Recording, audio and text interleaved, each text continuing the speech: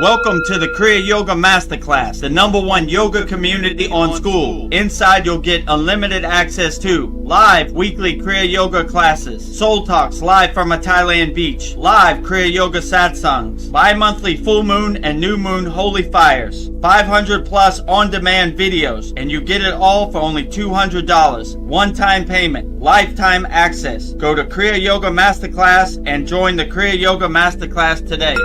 Go to kriyayogamasterclass.com. Inside the Kriya Yoga shop, you'll discover 108 Raksha beads and Vedagurudev divine hand-painted artwork on t-shirts, notebooks, tumblers, and canvases for Kali, Samadhi, Shiva and Shakti, Babaji on the fire, Lord Ganesha, the 7 chakras, the Sri Yantra, enlightened Vedagurudev, the holy Yagna fire, Shanmukhi Mudra. If this artwork represents your soul, visit kriyayogashop.com. Kriya Babaji Namo.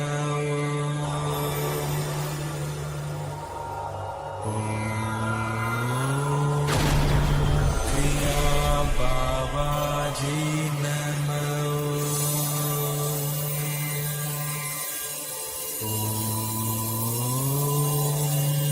Kriya Babaji Namo.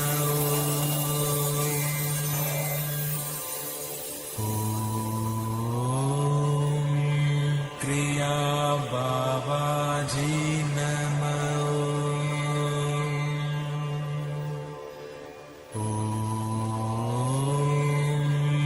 Kriya Babaji Namo.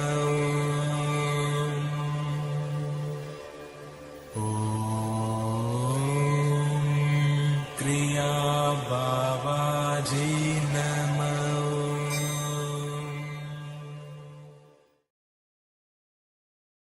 Welcome to our April 26th Vedagurudev Soul Talks live from the Thailand beach. As you can see, we're transmitting live from a Thailand beach. These are real, actual, live Thai palm trees, not AI. That is a real Thai ocean right behind me. So we are transmuting live and direct from a Thailand beach. So everybody who's watching this, put your comments in the YouTube chat. We'll get to them shortly. But before we can bring Vedagurudev to the stage, let me tell you about the different ways you could support the Kriya Yoga Masterclass. First way you could support the Kriya Yoga Masterclass is by practicing Kriya Yoga. We don't talk about Kriya Yoga, we do Kriya Yoga. So we have a special lifetime membership, $200, one-time payment, never pay again. Just go to kriyayogamasterclass.com. And in this video I'm about to play, you'll see all the amazing and wonderful benefits you get for taking us up on our lifetime membership, only $200, one-time payment, never pay again, just by joining our Kriya Yoga Masterclass, kriyayogamasterclass.com. Welcome to the Kriya Yoga Masterclass, the #1 yoga community on SKOOL, where dedicated seekers learn the sacred practice of Kriya Yoga to awaken peace, clarity, and higher consciousness. If you're ready to go deeper, the Masterclass gives you everything you need to build a powerful daily practice and awaken your true inner potential. Inside the community, you'll receive powerful, unlimited access to Saturdays, live weekly Kriya Yoga classes. Sundays, soul talks live from a Thailand beach. Wednesdays, live Kriya Yoga satsangs. Bi-monthly full moon and new moon holy fires. 500 plus on-demand training videos. And the best part, you get it all for only $200. Lifetime access, never pay again. Invest once, practice for life. If you feel the calling to awaken your true inner potential through Kriya Yoga, go to kriyayogamasterclass.com and join our Kriya Yoga Masterclass today. Go to kriyayogamasterclass.com and join our Kriya Yoga Masterclass today. Lifetime membership, $200, one-time payment, never pay again. Practice Kriya Yoga your whole life, never worrying about making a payment or missing a payment. One-time payment, probably the best $200 you'll ever spend. Money back guarantee, as my guru would say. Just go to kriyayogamasterclass.com. The second way you could support our Kriya Yoga Masterclass is by visiting our Kriya Yoga store. We have everything for all your spiritual needs. Just go to kriyayogamasterclass.com and support Vedgari Moksha's divine hand-painted artwork on shirts, notebooks, tumblers, canvases. We have 108 Raksha beads, 1 mala. I think we have 6 left. So get them. They're going fast. And you can do that by just going to kriyayogamasterclass.com. In this video, I'll show you everything we have to offer on our Kriya Yoga Shop. kriyayogamasterclass.com. Go to kriyayogashop.com to explore our Kriya Yoga store. When you look online, most spiritual items feel mass-produced, disconnected from the sacred meaning they're trying to represent. That's exactly why we created the Kriya Yoga Shop, a place where authentic spiritual symbolism and divine artwork come together. Inside the Kriya Yoga Shop, you'll discover 108 Raksha beads and Vedgari Moksha's divine hand-painted artwork on t-shirts, notebooks, tumblers, and canvases for Goddess Kali Devi, Kriya Yoga Samadhi, the divine union of Shiva and Shakti, Babaji on the fire, Lord Ganesha, the 7 chakras, the Sri Yantra, Vedagurudev and Satupan Lake, the Holy Yagna fire, Shanmukhi Mudra. Imagine bringing Vedgari Moksha's divine hand-painted artwork into your daily life. Go to kriyayogashop.com and make your purchase today. Go to kriyayogashop.com and make your purchase today and support Vedgari Moksha's divine hand-painted artwork on shirts, notebooks, tumblers, canvases. Also have 108 Raksha beads. So just go to kriyayogashop.com and see everything we have to offer. The third way you could support the Kriya Yoga Masterclass is by practicing Kriya Yoga also. We have absolutely 100% free Kriya Yoga School. The website is freekriyayogamasterclass.com. We have 11 beginner mini courses, so you have some tools to help you navigate this crazy Maya delusional world. 11 beginner mini courses, and it's 100% free. Just go to freekriyayogamasterclass.com. And in this video, you see everything we have to offer at freekriyayogamasterclass.com. Welcome to the Free Kriya Yoga School, the #1 authentic yoga community on School, where thousands are actually practicing Kriya Yoga worldwide. This isn't theory, it's real transformation. Inside you'll get authentic Kriya Yoga teachings, simple, practical, and powerful. 2 YouTube live streams every week. Wednesday, live Kriya Yoga Q&A satsangs, getting direct answers. Sunday, live deep soul talks on a Thailand beach. 11 step-by-step beginner mini courses. No confusion, just progression. A global community that keeps you consistent. Real support, so you stop quitting halfway. Here you get structure, accountability, and momentum. And it's 100% free. So the real question is, are you ready to practice Kriya Yoga or just keep watching? Click the yellow join group button now or stay stuck. Your call. Go to freekriyayogamasterclass.com or stay stuck. Your call. And we're on a platform called SKOOL, SKOOL. As you can see, we're the #1 yoga community on SKOOL, both our paid school and our free school. This is our banner on SKOOL. Vedagurudev, Master Yoga Teacher. You see my certificates down below. Vedagurudev, Yoga Acharya Certified. See my certificates down below. #1 yoga community on SKOOL. Real spiritual tools to overcome the world. No fluff. You see all of our members. We have 108 members all around the world. So you see the location pins there. And our free school right here, Free Kriya Yoga School. Authentic Kriya Yoga teachings. 2 live streams per week. 100% free. You're on one of the live streams. #1 yoga community on SKOOL. Start your spiritual journey and having fun. We have a lot of fun here at the Kriya Yoga School. And these are the location pins of thousands of people practicing Kriya Yoga all around the world, all continents. So very great tools in our free school and our paid school. And also, if you want to become a YouTube channel member, just go to youtube.com/@Vedagurudev. Click on the subscribe button. If you find a video you like it. If the menu drops down, hype us up. We need all the help you could get with the YouTube algorithm. And we just posted a video in memory of David Wilcox. Rest in peace, David Wilcox. And we're starting to go viral. Over 300 views, so that's pretty good. So go to our YouTube channel at Vedagurudev and hype us up, like, subscribe, comment, all of the above. And I guess with that said, let's start our April 26th Vedagurudev Soul Talks live from a Thailand beach with me, Vedagurudev, and Vedgari Moksha. Namaste, Vedgari Moksha. How are you today? I'm great. Namaste, everybody. Thrilled to be here for another Soul Talks. So we'll see where the conversation goes. I'm sure it'll be phenomenal, outstanding, beautiful, all of the above. Outstanding. All of the above. Yeah, all good things. So, I decided I'm going to just start our Soul Talks with like a peace prayer and bring balance to our Soul Talks. So, nice. First off, thank you. First off, I just want to say good evening, everyone, and thank you so much for joining our Soul Talks. So I'm deeply grateful to be able to share this space, and I will navigate the complexities of life and dive into the sacred path of Kriya Yoga. So my sincere hope is that our discussion here provides you with practical tools, a sense of peace, and above all, renewed hope in this world. To help our conversation and keep our hearts aligned, I call upon the Shiva Shakti energy, the divine union of the masculine and the feminine.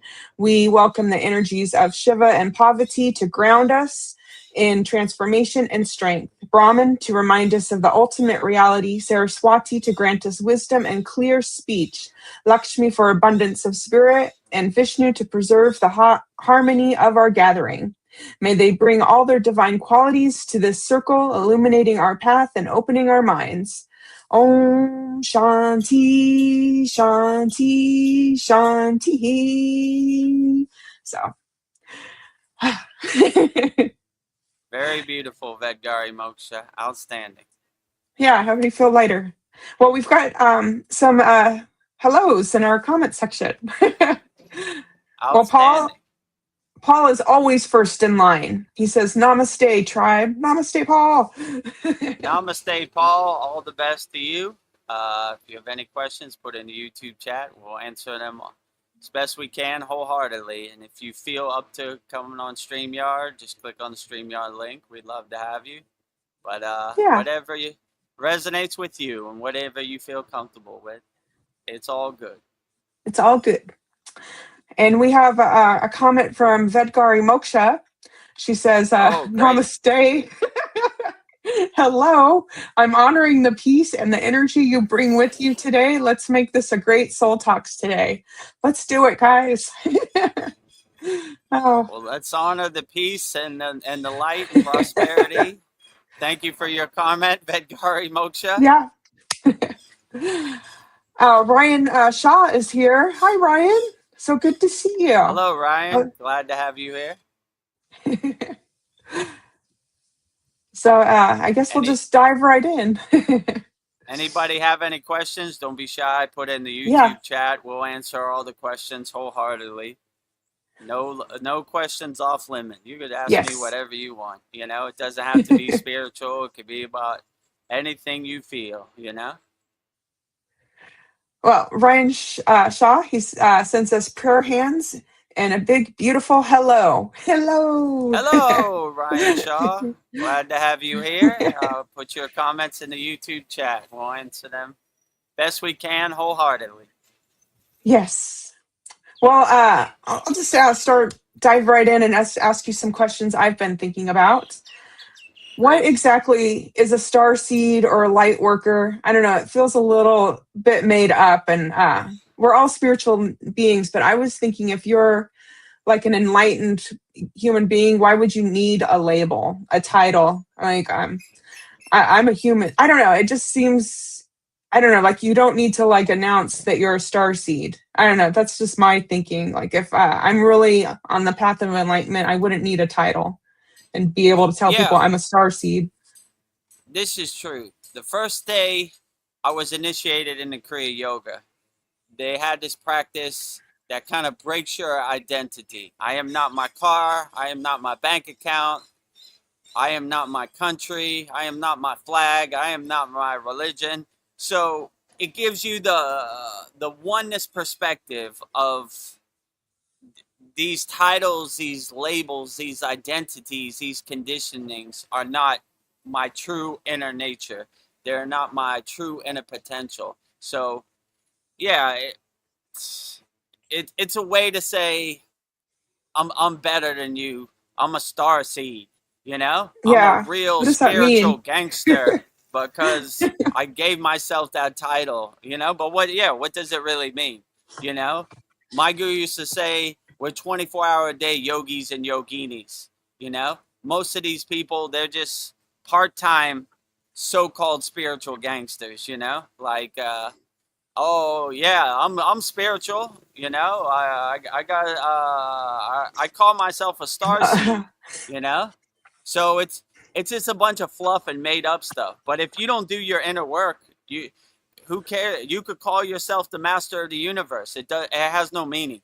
You know, because when you really start walking the path, you start shedding all these identities and meanings. Like who cares? You know. Yeah. I mean, we were yogis, but in the Himalayan mountains, we walked with lamas, we walked with sadhus, we walked with swamis, we walked with everybody. Like whatever label you have really didn't have no meaning. We're looking beyond your label and your physical form, and we're looking at your soul. You know, like my guru said in that one story. I asked him, "We're in this thin tent in the Himalayan mountains. What if we're attacked by the Himalayan Yeti?" My guru looked at me puzzled. He said, "If the Himalayan Yeti attacks us and he has inner divinity, he is our brother. Our food is his food. Our bed is his bed." So that's kind of how I look at it. Like, I don't care what your identity or what your label is. I'm looking at your soul. I'm looking at your loving presence. If it's coming from a place of hate, not from a place of love or a place of ego, then I don't care what your identity is. It has no meaning to me. I don't want to be around you. It stinks, you know? Like, Yeah. I'm a star seed. I come from the planet Juba Jabba Jubiji, you know? I come from Earth. And yeah, so like, you know, like I don't want other people's ghost stories becoming my ghost stories. And if you start to not care, it doesn't have no meaning. I mean, I don't care. We're here right now. It reminds me, like I told the story before, when I was in the 6th grade, there was always this liar kid. Oh, my father knows Donald Trump, and I got $100 million boat. Where's it at? Oh, it's in Dubai. You can't check it out. You know, like all these ghost stories. Yeah, I'm a star seed from the planet Juba Juba Juba, you know, and so what? We're here in the present moment. What is your Yeah. energy now? You know, I'm not attaching to your ghost story. I don't care about your ghost story. I want to know, are you a loving being?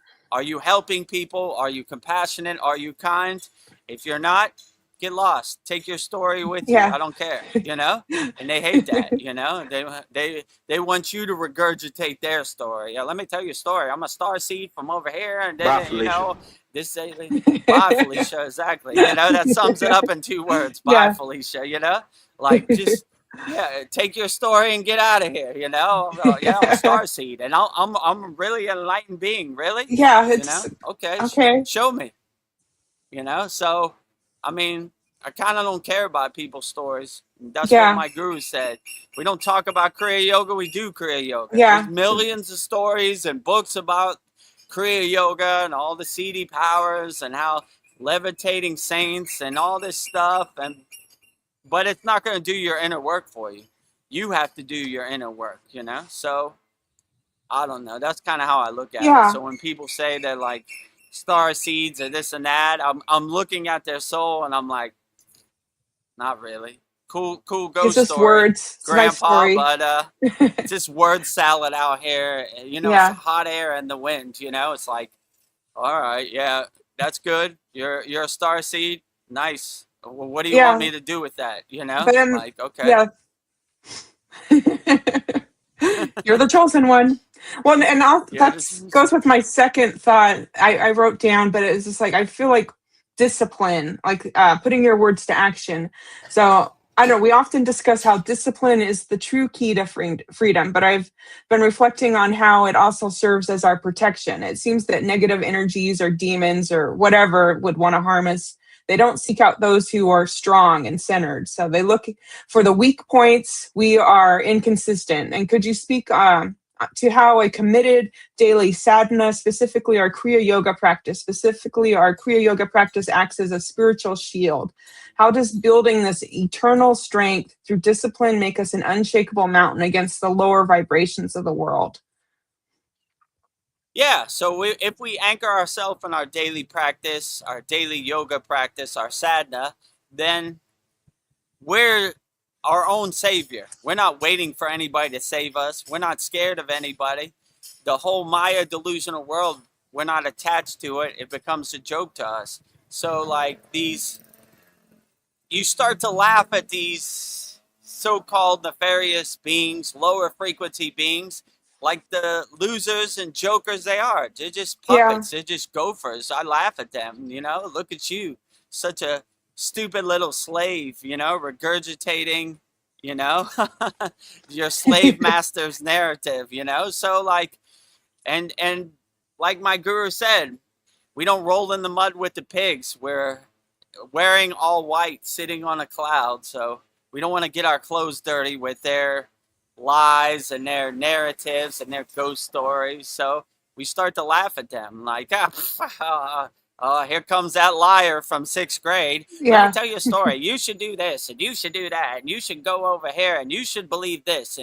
But if you take back your power and you don't give your way of power, most people give away their power. They're too lazy to use their own discernment and own discrimination. They want other people to tell them what they do. They love being a slave, Misery enjoys company, Ignorance is bliss. Yeah. So they love that cage that they're in, Please, Donald Trump, tell me how I should live my life and tell me what we should think and tell me how I should spend my tax dollars, blah, blah, blah, and they use that against you, You become a puppet and they string you along with fake lives and stories and Wizard of Oz and all that stuff.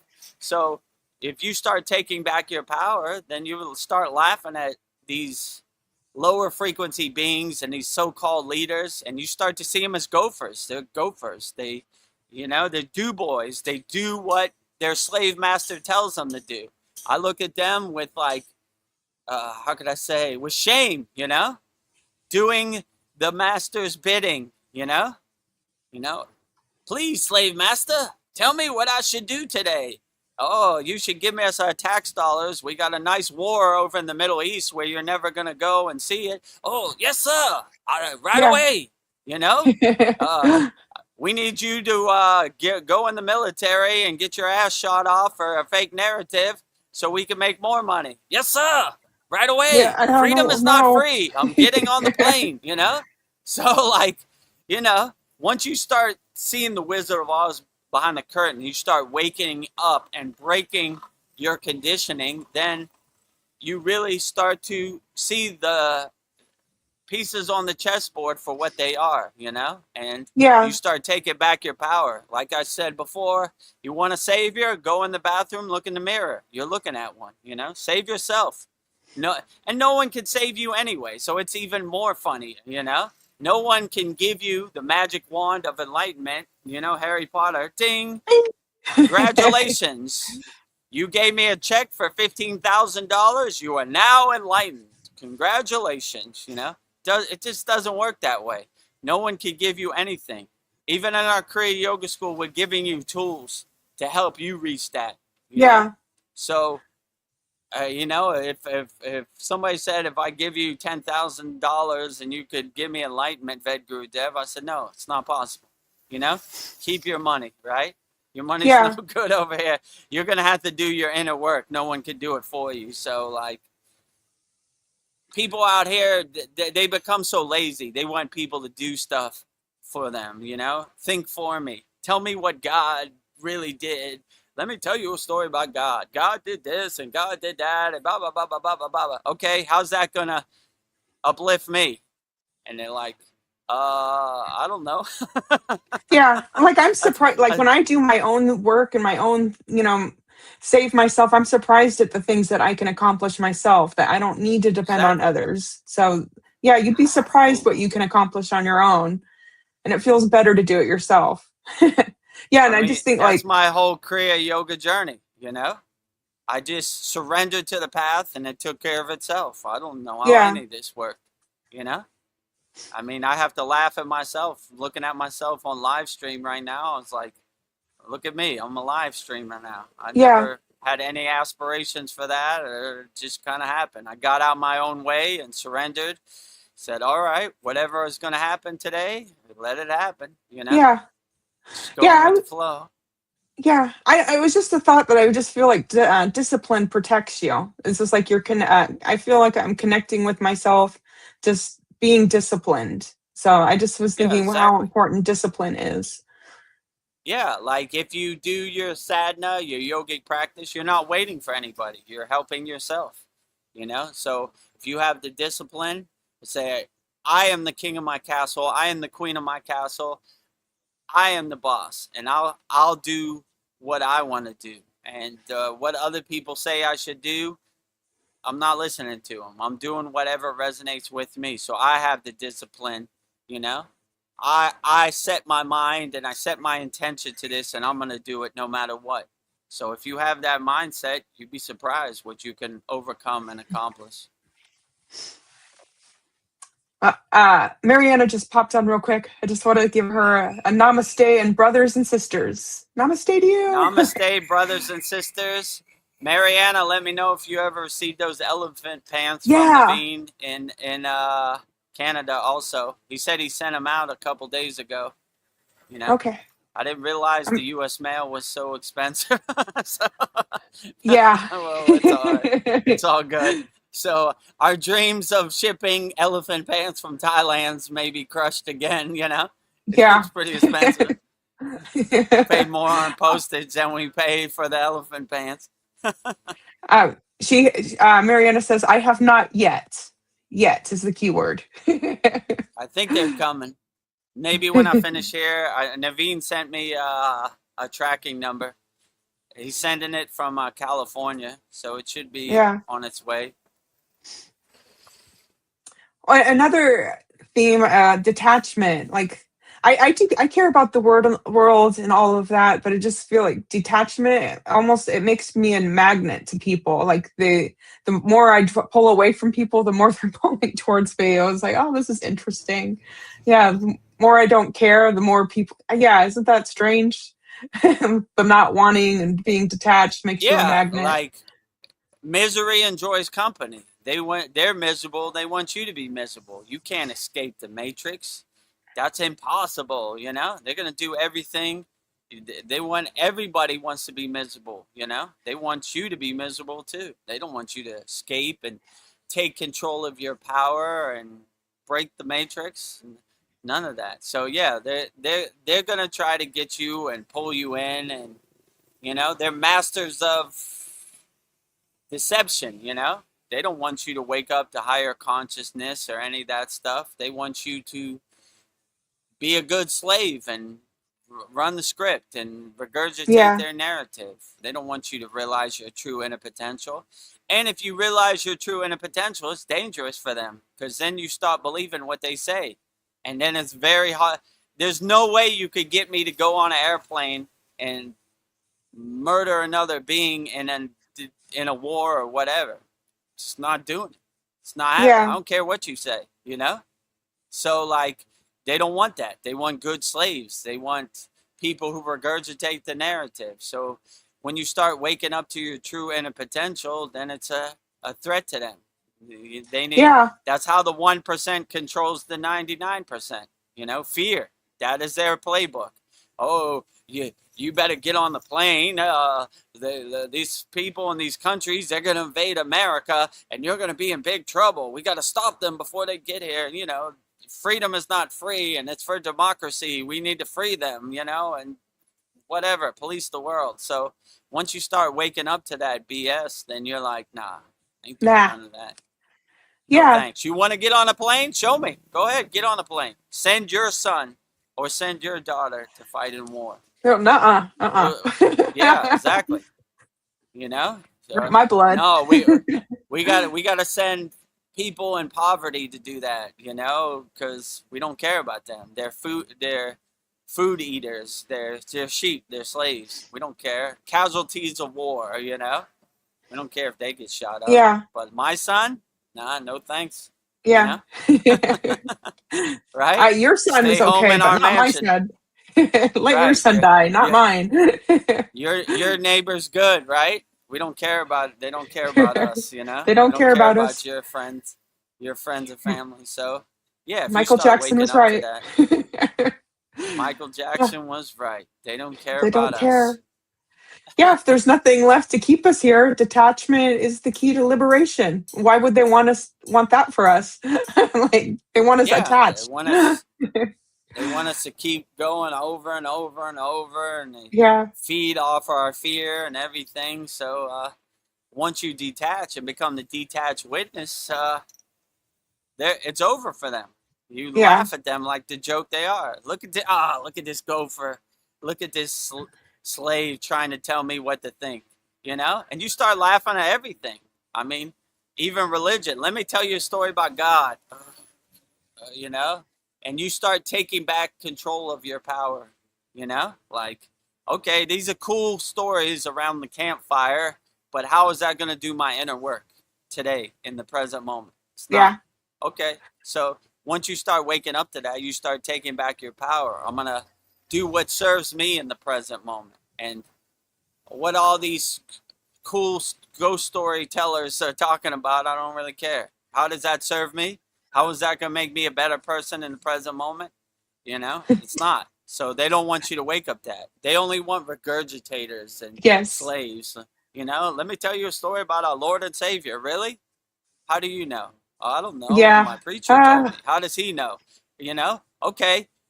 Say all these stories are true. How's that going to do your inner work? And how's that going to get you to a higher consciousness? How? Gotta go. You know? Gotta go. Well, Ryan Gotta Shaw, go. You know? he says right on in capital letters, exclamation point, right on, man. Right on. Power to the people. Finally, somebody tells it like it is. Power to the people. Power to the people, right? Yeah. Yeah. Yeah, that's one powering you up, you know? Like yeah, just I don't know if my words resonate with you. I'm just trying to help people. You want to see a savior? Just go look in the bathroom, look in the mirror. Save Hello. yourself. Don't wait for anybody, you know? Save yourself as much as possible. Oh, back to the elephant pants. Mariana says, wasn't that less expensive from Thailand? I don't know. What? Maybe Yeah, it's cheaper to mail from Thailand. I mean, not from Thailand. It'd probably be like $200, you know. So Oh. that's why I gave it to Naveen. America's right next to Canada, so I thought it would be a lot cheaper. So yeah, I don't know. I think our elephant pants are one and done. Yeah, appreciate your elephant pants. Last of it, you know. I didn't realize. Like, I was like, all right, I'll give it to Naveen. Shipping from America to Canada is probably like $10. Right next door. Canada is America. America's Canada. Told the story. I went to Montreal airport and they said I was in America. So I was like, all right, same thing, different name, but brother and sister, you know. Yeah. So, you know, but yeah, it was about the price to ship it as the price I sent to Mariana. But it's all right. It's all good, you know. So it's all right. Enjoy your elephant pants. Yeah, you know? they're meant to be.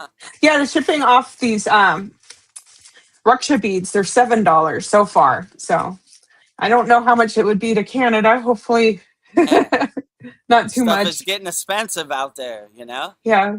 Like the last time I went to America, I don't know, when did I go? 3 years ago. I went to Walmart and I was like, damn, this used to be like $1.50. Now it's Yeah. like $5. What happened? You know, what happened? Walmart is super expensive now. Yeah.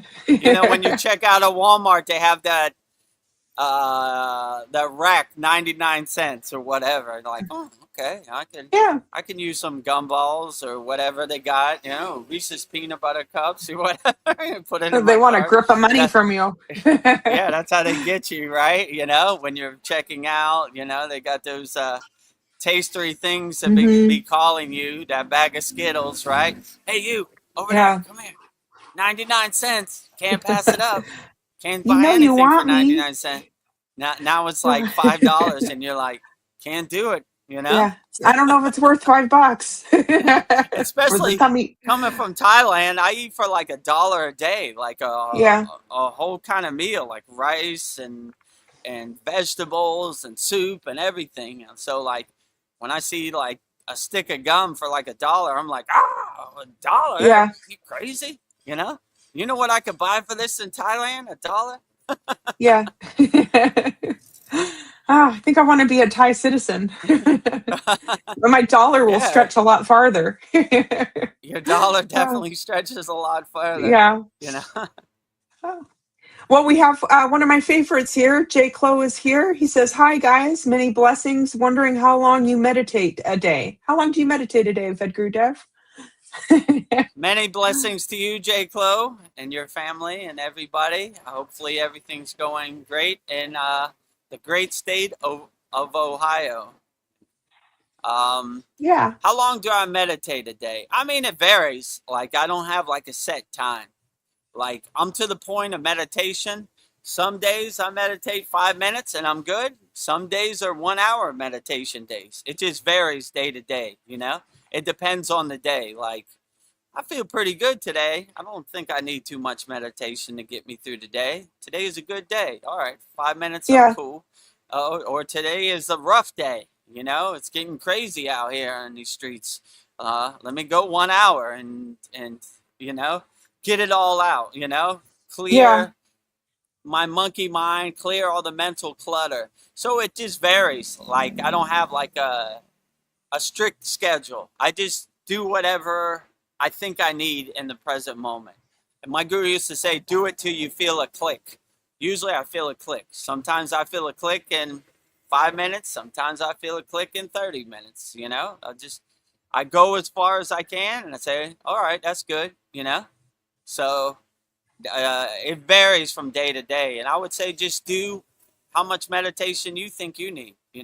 Some days you wake up on the wrong side of bed. It's like, oh, today is a rough day. Let me go a little deeper in my Yeah. sadhana and my practice and my meditation. Some days all the stars align and everything comes together. You say, cool, not too much. I don't need too much today. It's Yeah. yeah. So I would just say it varies. I don't like to say one size fits all. Like you should meditate 20 minutes a day. Well, what if you Whatever you don't need feel. 20 minutes a day? Yeah, just do whatever you feel. So that's what I would say. I mean, that's my plan. So I don't really have a set schedule. I just do whatever I think I need in the present moment. So some days are 5-minute meditation days and some days are 2-hour meditation days. It just depends, Like some days are rough, like, I don't know, a friend you used to know passed away. That maybe be a 2-hour meditation day, Some Yeah. days the stars are aligning, the pieces of the puzzle will come together. It might be a 5-minute meditation day. Or just go however long you feel. I mean, it depends. If you have a 9 to 5, then maybe you got to adjust accordingly. Like, all right, I got 5 minutes. Let me get 5 minutes in. Hopefully this carries me through the day, Yeah. But yeah, I would use your own discernment and your own discrimination. Your inner self will tell you what you need in the present moment, So it's not one size fits all. Everybody's different. I'm curious about you, Vedagurudev. You're a more experienced Okay. meditator, but are you, when you go really deep, like maybe samadhi, are you able to like even detach from yourself? Like you don't even like you're not even a person. I don't know. This is a strange question, but are you able to like even detach from who you are in this world, like you're nothing? Like I don't know. And what does that feel like if you do? Or do you always have like, are you always grounded to your identity? Is it dangerous to do that? Can you just like totally detach from your identity here, yourself, where you are nothing? I mean, I don't think anything is dangerous on the spiritual path. You Okay. know, like what? How could it be dangerous? Right? You're Yeah. breaking your identity. You're breaking your conditioning. That sounds like the most beautiful thing I've ever seen. Most liberating moksha thing I've Yeah. ever Nothing to fear heard then. of.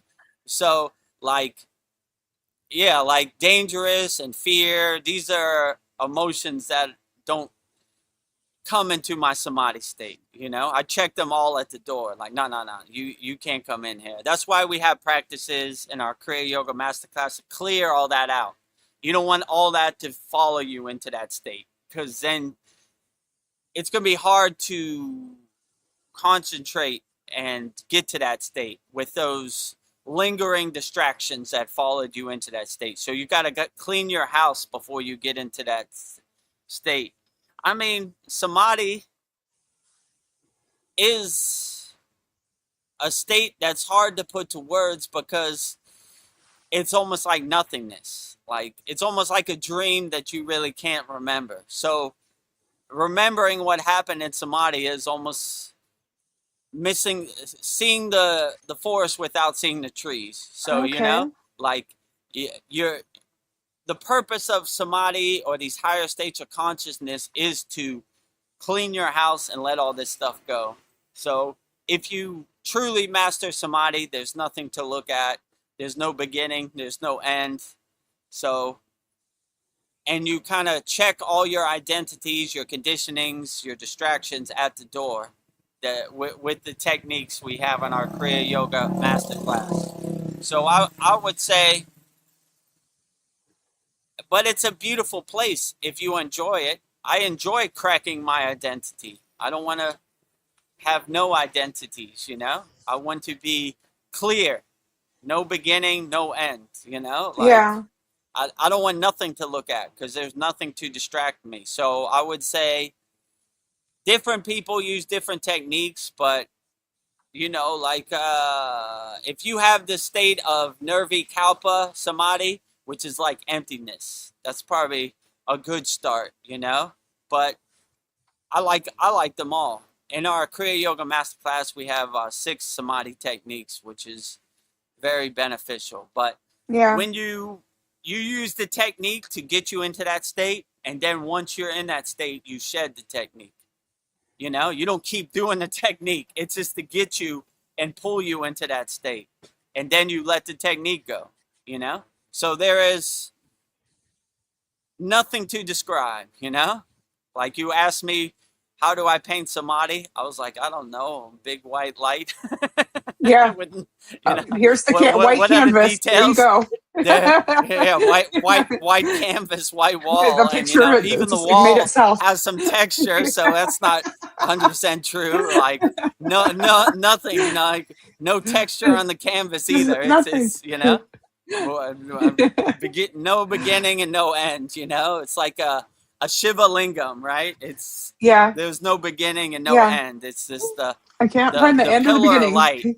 Where does it come from? Where does it start? I don't know. How far does it go to the right or left? You know, I mean, once I get in this state, I don't think about any of that. I just kind of exist, you know, and Yeah. time, food, nothing really has any meaning in the samadhi state. So it's hard to put such a beautiful place into words. It's just it's something you got to experience, you know? So, Yeah. yeah, I would just say don't try to make sense of it. Just let it happen and enjoy it. And just exist in a state of being with a clear mind. I think I've touched it like a little bit, like in the bathroom when I'll do like a bath. I'll just like turn off all the lights and light a candle at the end of the bathroom. And just so everything's dark and just clear my mind and just float on the water. I've gotten close. I've kissed it. I've gotten a little kiss of it. So yeah, it feels good to just like, I feel like that's my true self when I go to nothingness. So Absolutely. it's Yeah. something to Even keep when you get a exploring. glimpse of samadhi, you want to keep coming back, right? So, Yeah. Coming back home. coming Oh, coming back home. Yeah, exactly, coming right? home, You mom. know, you are the creator of your samadhi state. You are the creator of your universe. Make it as Oh, blissful as possible. uh, I don't want to steal all the limelight. I've got some questions coming towards you.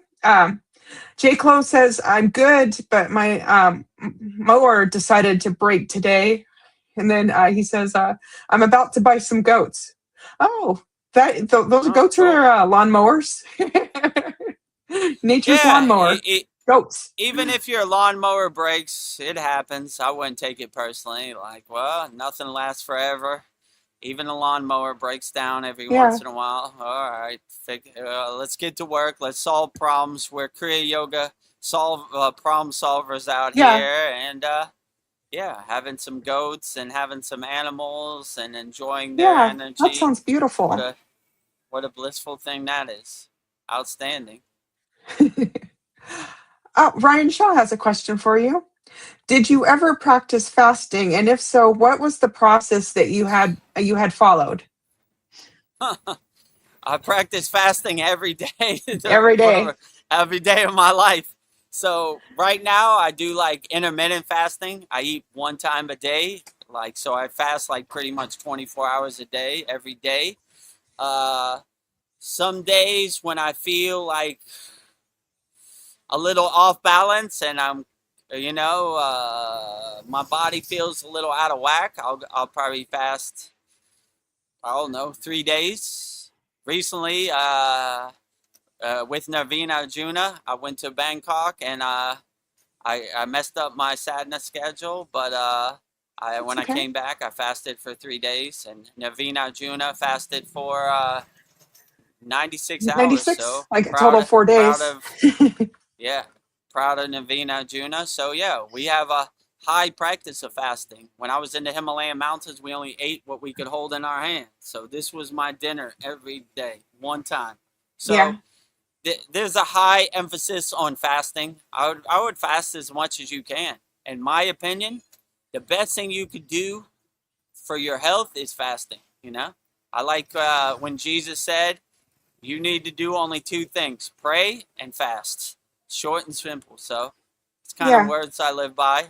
So yeah, I fast intermittent, 24 hours a day, every day, and when I feel my body's out of whack or out of balance, I fast 3 days.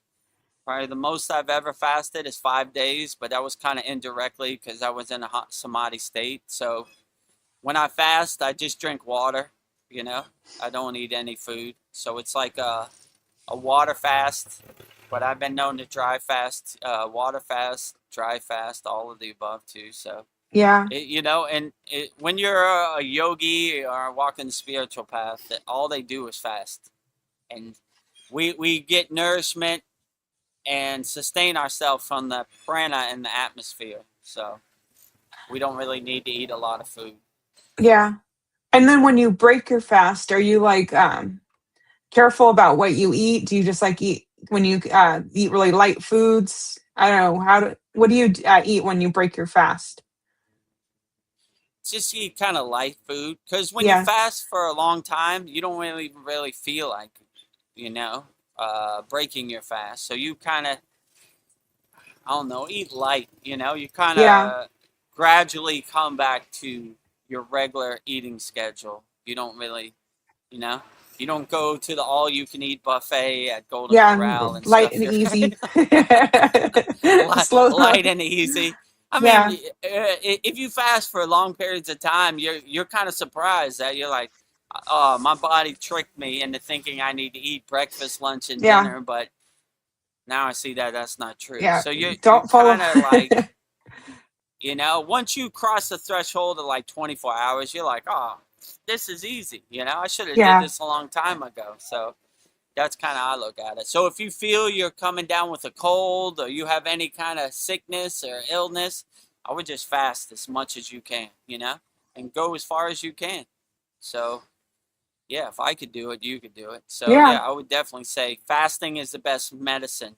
You are your own inner doctor, and you know what's right for you and how much time you could go. Just try it out. Start off slow, 8 hours, then go up to 10 hours and go 12 hours. Try to do 24 hours, and just do what your body needs. Like I said before, your body, you'll feel a click. Like, all right, I'm good. That's good. You don't want to go too far or hurt yourself. Just do what you can. So yeah, I would suggest fasting to everybody for sure. Yeah. That's probably the best thing you could do in your life, in my opinion. So all yogis and yoginis I know fast for sure, right? There Yeah. wasn't much food, so indirectly we fasted. So like I said, that was my dinner right here. You're fitting my fist. we Okay. only eat what we could hold in our hands. That was my guru's lesson. Hold out your hand, put it in there. You're trying to cup it and get Yeah. put more in there. Yeah. You appreciate the food you have more if it's like a small amount. You're like, I'm going to savor Yeah, this. exactly. Yeah, you enjoy it. You don't take it for granted. You kind of savor it and enjoy it as much as possible. Yeah. So, yeah, I would say enjoy it. You don't take food for granted. You say, man, this is all I got to eat today. I'm gonna enjoy chew this slowly. every grain of rice Yeah. I can. Yeah. It's the best food, and Yeah. yeah. So Yeah, it's interesting. I was just thinking that animals, when they're sick, they just naturally fast. And when I've been sick, like I don't even want to eat. Like my body's telling me, like, don't eat. I'm repairing you. So yeah, like Mother Right. Nature wants you to fast. Yeah, your body fixes itself. Like, listen, we don't need to keep feeding this sickness or illness. Let me go to work. Get out of my way. No food. So it makes aside. you not even want to eat. Step aside. I need some fasting. Yeah. Stop feeding me. It's going against the plan. Yeah. So yeah, I would suggest fasting. I mean, that's probably the best thing you could do, in my opinion, to fix yourself. Yeah. Before you wreck yourself. Check yourself before you wreck yourself. Bye sickness, bye illness, bye Felicia. Bye, Felicia. Bye Felicia. Well, we're an hour in. I was thinking this would be a good time to do our quote lists. So I'm doing the 4 stages of Theravada enlightenment distilled into 10 quotes. So what is the 4 stages of Theravada enlightenment? It is the path to liberation in Buddhism mapped out in the Theravada tradition. These stages are not just philosophical milestones, but are defined by the literal cutting off of mental chains. Once a fetter is destroyed at a specific stage, it can never arise in the mind again. So I took them and then I just distilled them into 10 quotes for you. So I've got all the concepts. I can read through them if you'd like, and then we'll dissect them.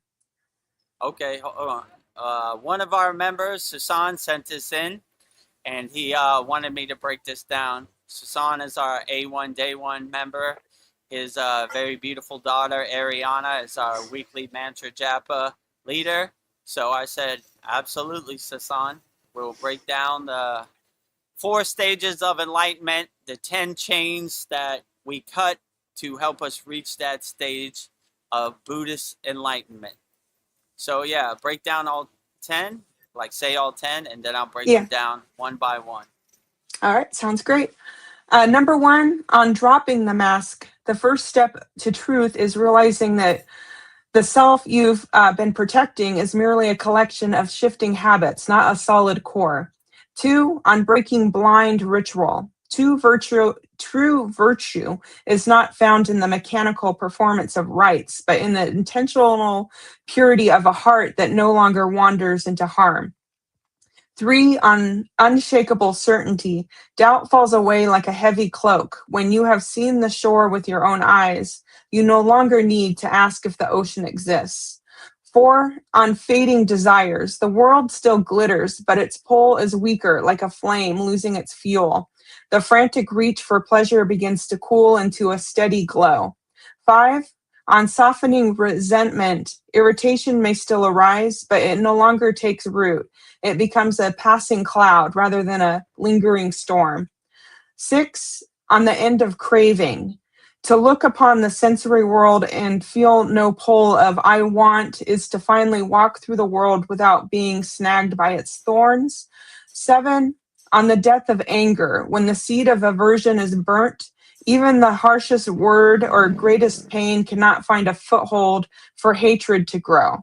8, on the subtlest pride, even the quietest whisper of I am must vanish. The mirror is finally shattered, leaving only the light that was always there.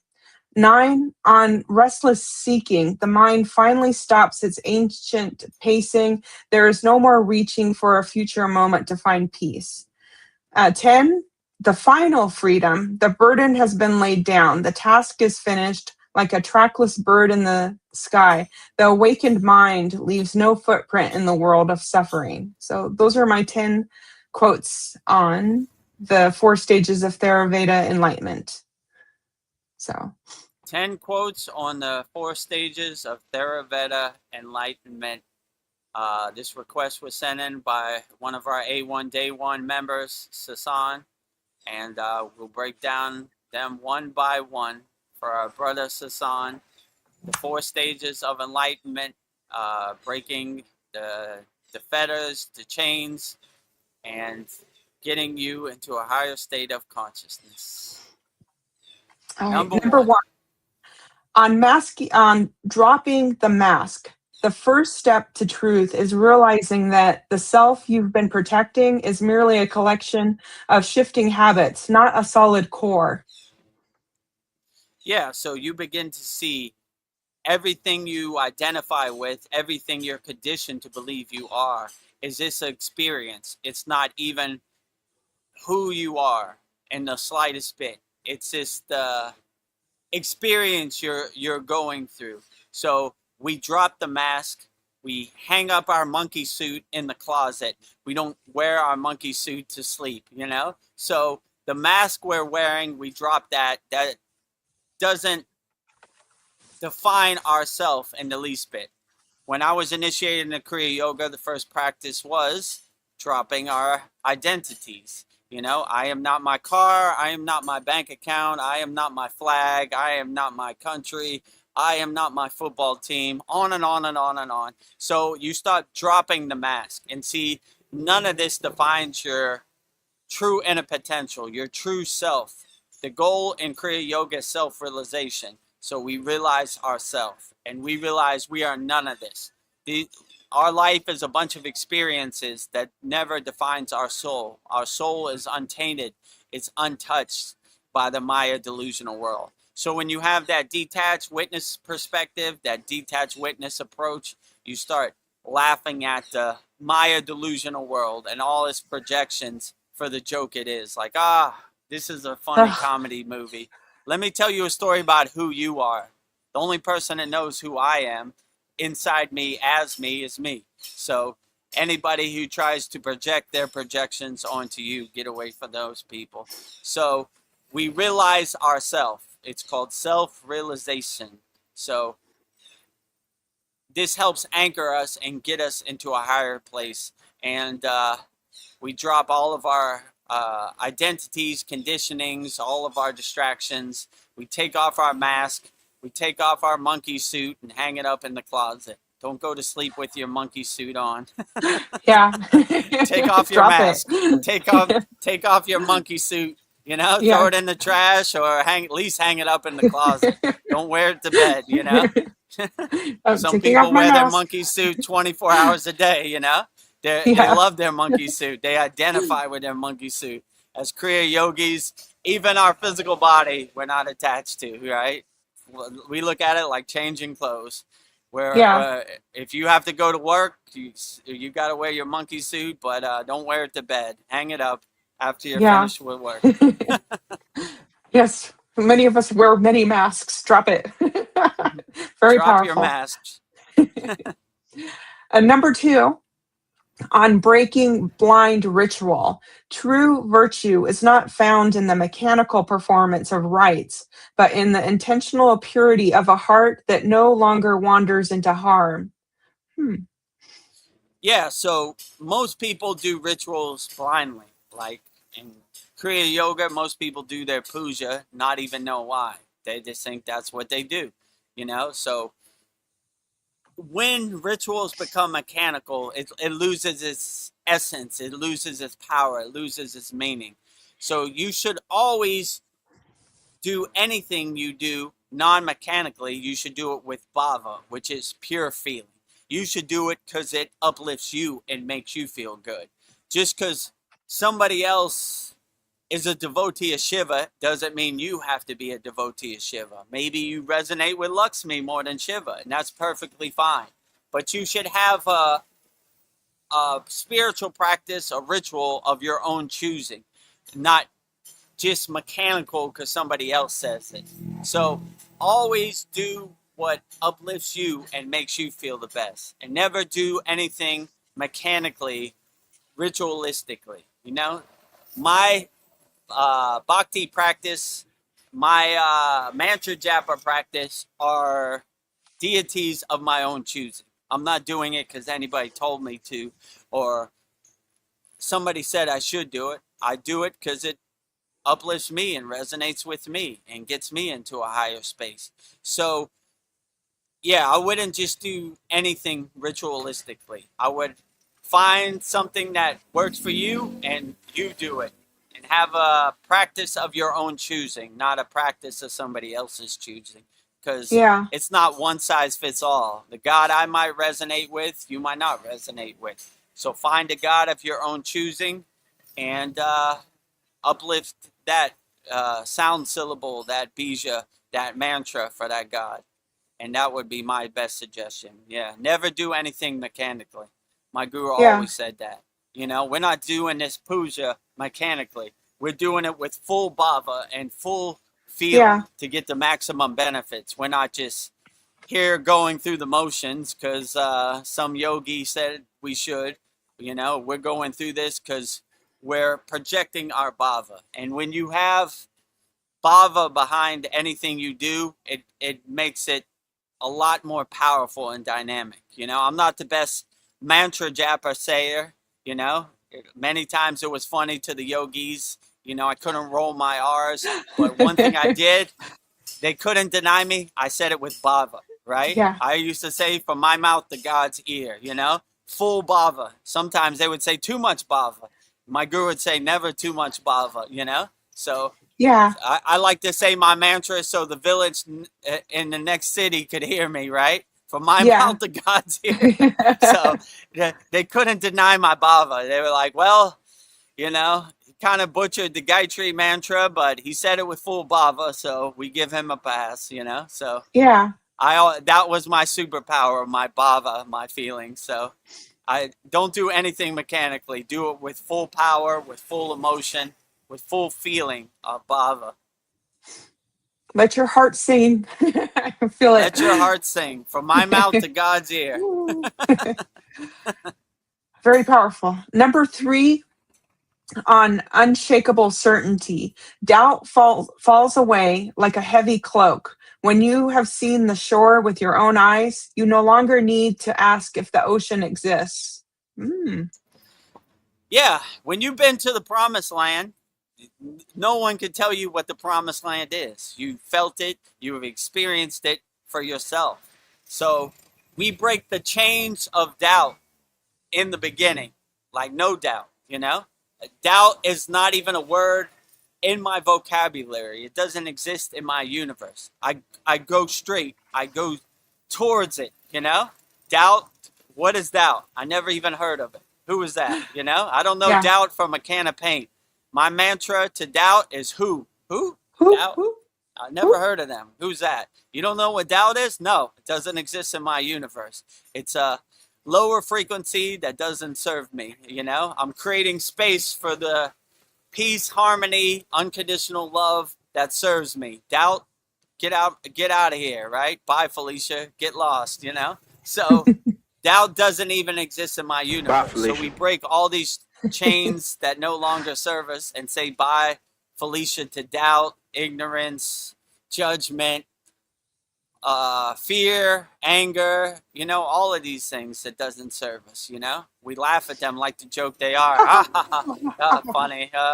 Good, light day at the office, easy day at the office, kindergarten, So doubt is not a word that exists in my universe, and make doubt not a word that exists in your universe either.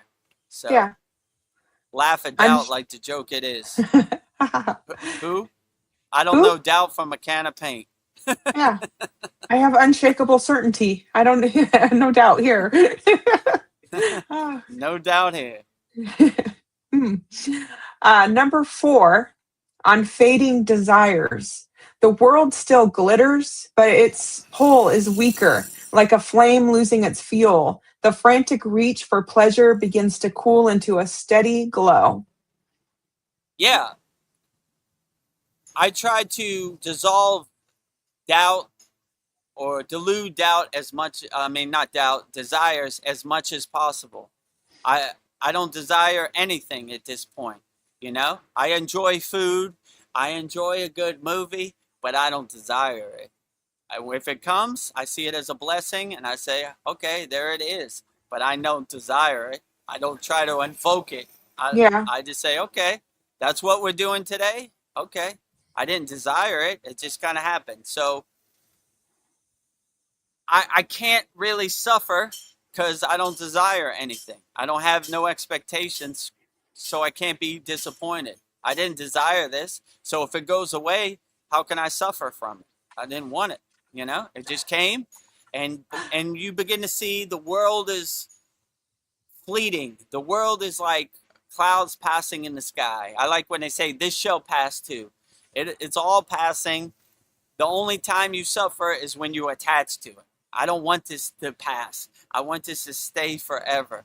But if you don't have no desires, you're like, that's what happens out here. Yeah.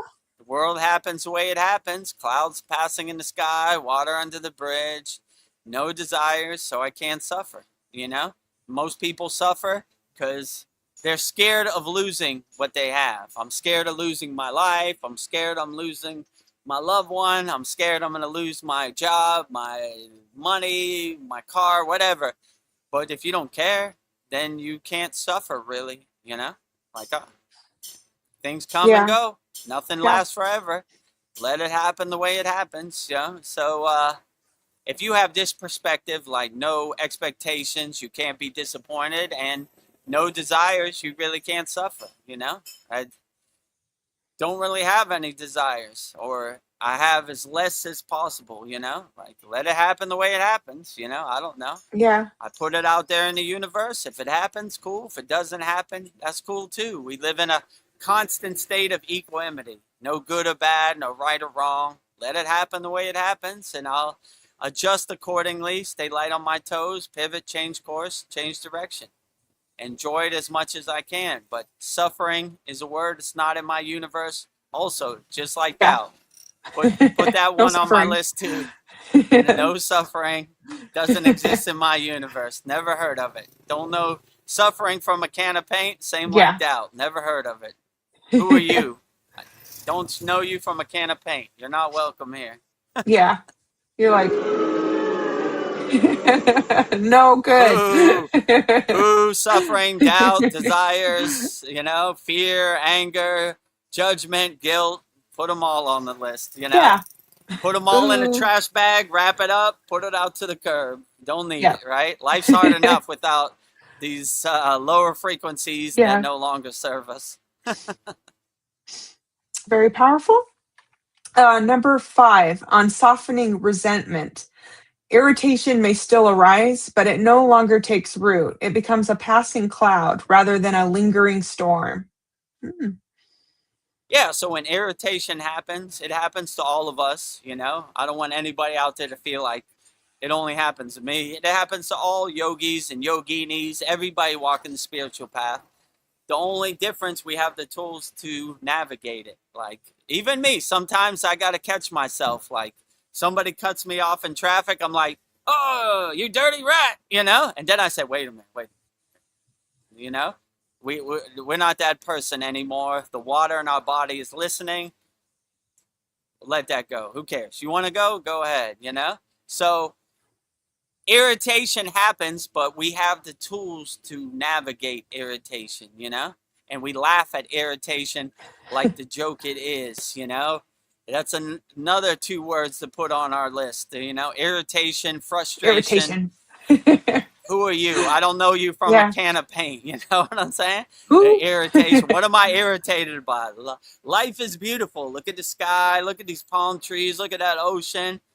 What am I irritated about? You know, I'm tripping out here. I need to wake up. Don't be You know, tripping. wake up, Vedagurudev. You're tripping. You know, Snap out life of is it. beautiful. You know, it's a beautiful life. So no matter what situation you're in, if you have the right mindset and you see all these lower frequencies like doubt, desires, irritation, fear as things that no longer serve you, then you start to laugh at it. Who is irritation? Who is frustration?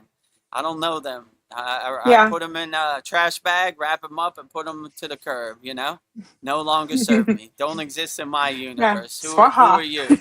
So it happens, but if you have the right mindset and the right tools to help you navigate irritation, you laugh at irritation like the joke it is. Ha ha ha. Good one. You almost got me. You almost got me, irritation. No, not that person no more. Not today. You know? Let it go, right? You know? Yep. Let it pass, right? This no longer serves me, you know? Letting it go. Number 6. Let it go.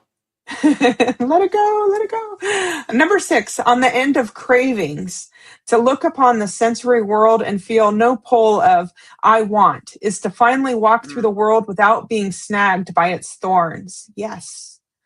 Oh, that's a good way to put it. I like that. Walking through the rose bushes, not getting snagged on the thorns of wanting. That's a good way to put it. I'm going to put that in my pocket. Yeah, so I want. You're setting yourself up for failure because you have desires, right? But if you have no desires, then you walk through the thorns of the rose bushes without getting snagged.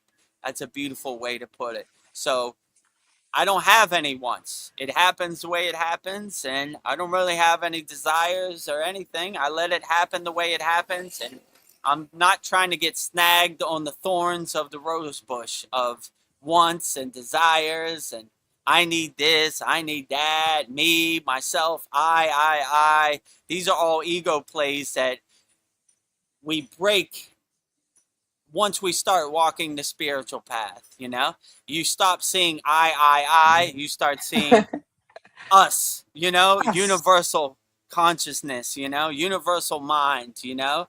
Collective consciousness. So you start to see yourself as a reflection in everybody, and this helps you navigate the thorn field of the rose bushes, you know? I. Rising tides lift all boats. You're trying to help as many people as possible. You know, you're not trying to leave any yogi or yogini or any lama, a swami, a sadhu, anybody behind. We uplift everybody. We send help, you know. We're a lighthouse to ships lost at sea. So we don't want to get snagged on the rose bush of desires, doubt, fear, irritation, frustration, ignorance, judgment, all of the above.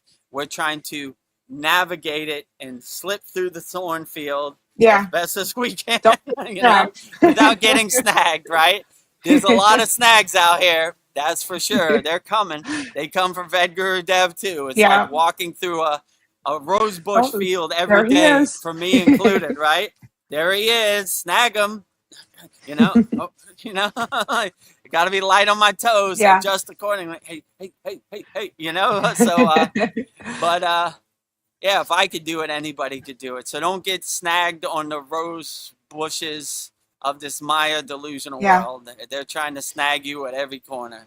Put up your shield and adjust accordingly. Stay light on your toes and navigate the thorn field of the rose bushes of the Maya delusional world as best you can.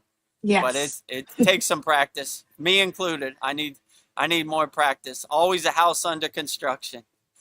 Yeah. That's a good one. um, Number 7, on the death of anger, when the seed of aversion is burnt, even the harshest word or greatest pain cannot find a foothold for hatred to grow. Ooh. Yeah, when you always come from a place of love and never from a place of hate, the seed of hatefulness has nowhere to grow. It dissolves on impact, you know? I'm a nuclear power plant of unconditional love. Seeds of hate I burn up on impact, as soon as they hit Swaha. my atmosphere. So when you have no hate in your heart, there's no foothold for hate, you know? You're coming from a place of love. You start to laugh at hate. Hate is a word that doesn't exist in your vocabulary. It doesn't exist in your universe. Put that on the list too. Hate is probably up there with fear. We don't need none Yeah. of this in our universe. So we dissolve it on impact. We become a nuclear power plant radiating so much unconditional love. Anytime the seed of hate starts to spawn, we burn it up on impact. It Yeah. has no foothold, so it just slips and goes into that You're not growing. pit of despair, right? No Yes. grow, dissolve on impact, dies immediately, right? Dies on the Yeah. vine, right? It can't grow. So hate, we dissolve on impact. So the way to dissolve as much hate is always to come from a place of love, always from a place of understanding, always from a place of kindness and compassion. So anytime that hate seed tries to spawn, we dissolve it on impact, dies on the vine, right? No chance. Hate is a word that doesn't exist in my universe. It doesn't exist in my vocabulary. I don't know hate from a can of paint. Hate who? I don't hate anybody. I see myself as a reflection of everybody everywhere. So how can you hate anybody when you see yourself as a mirror, as a reflection of everybody everywhere? You can't hate anybody. So if I see myself in that bird, how can I harm the bird? I can't, because I see myself as that bird. If I hurt the bird, I would be hurting myself. So when you have that perspective, then you're in a higher state of consciousness and you have a good mindset, right?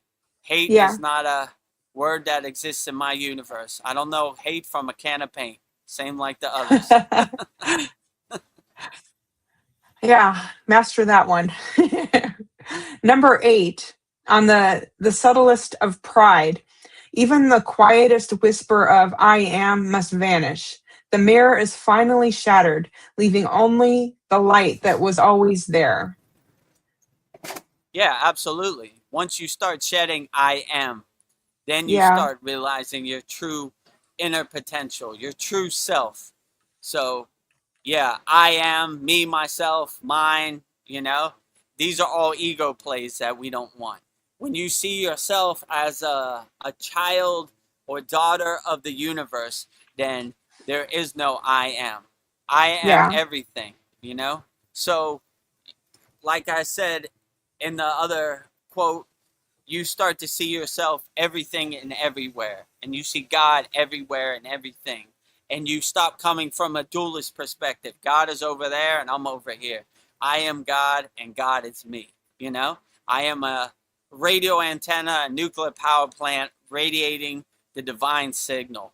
I, myself, me, mine, never heard of it either, right? Who Yeah. is that? I am everywhere and everything all at once. So we exist in a omnipresence, a divine oneness inside us as us. And these ego plays, these word plays of I, myself, mine, me, the world revolves around me, I'm the only one that's important. This is the ultimate ego play that we shed. And when you see Yeah. yourself everywhere and everything, then you break the ego identity that has you've been conditioned to regurgitate since you were born. So no I, myself, me, mine. my guru had a practice.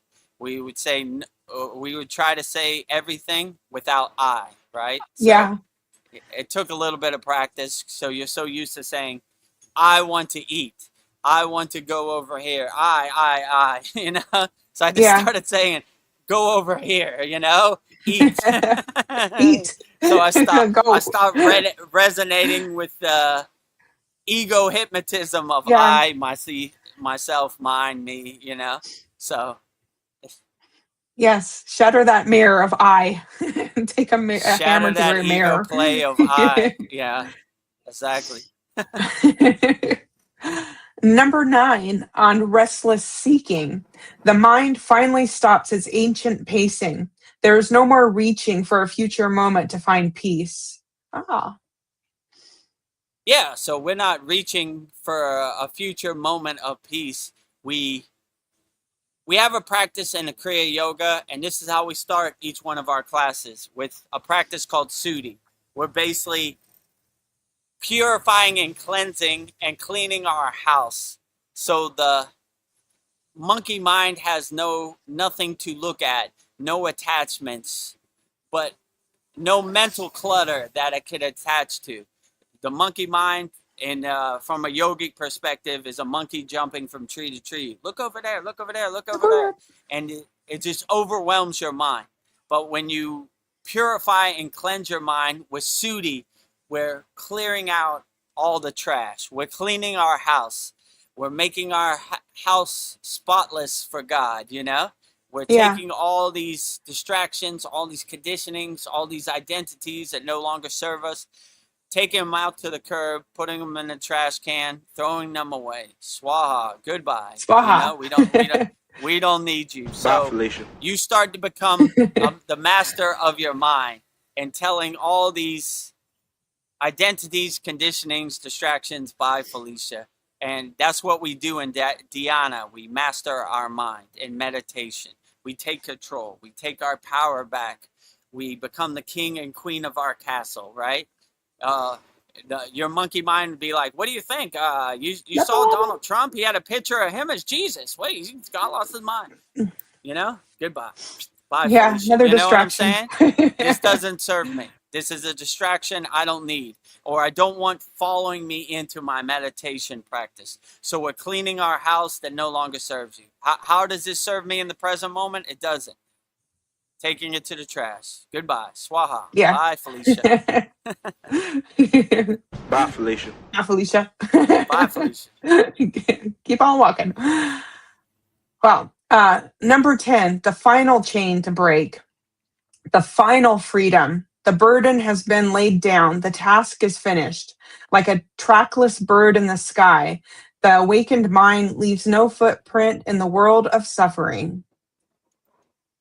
Yeah, absolutely. You have nothing to come back to. You have no attachments.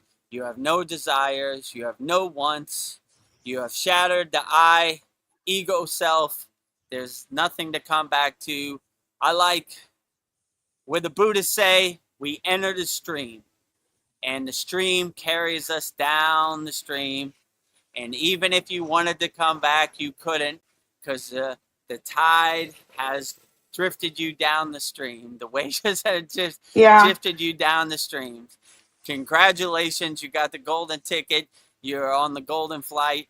You have reached the state where you don't care about nothing. You start to become the detached witness. You laugh at everything. The stream carries you, and you start to say, ignorance, judgment, fear, anger, suffering, all jokes to me. I laugh at them like the joke they are. They don't exist in my universe. Yeah.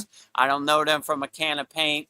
Who? Never heard of them. Who? You know, you never heard of suffering? Nope, doesn't exist in my universe. No desires, nothing. You just become a child of the universe, drifting down the stream, enjoying the journey. You know, goodbye, Maya delusional world. Goodbye. Funny comedy movie you are. You know, I laugh at you, but I am the detached witness. I'm not attached to any outcome or any wants or rewards. I just let the movie happen the way it happens. I'm not trying to change the movie's ending. It's already on the screen.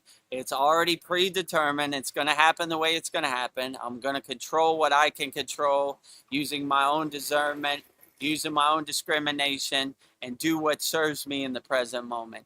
I'm not trying to change the movie.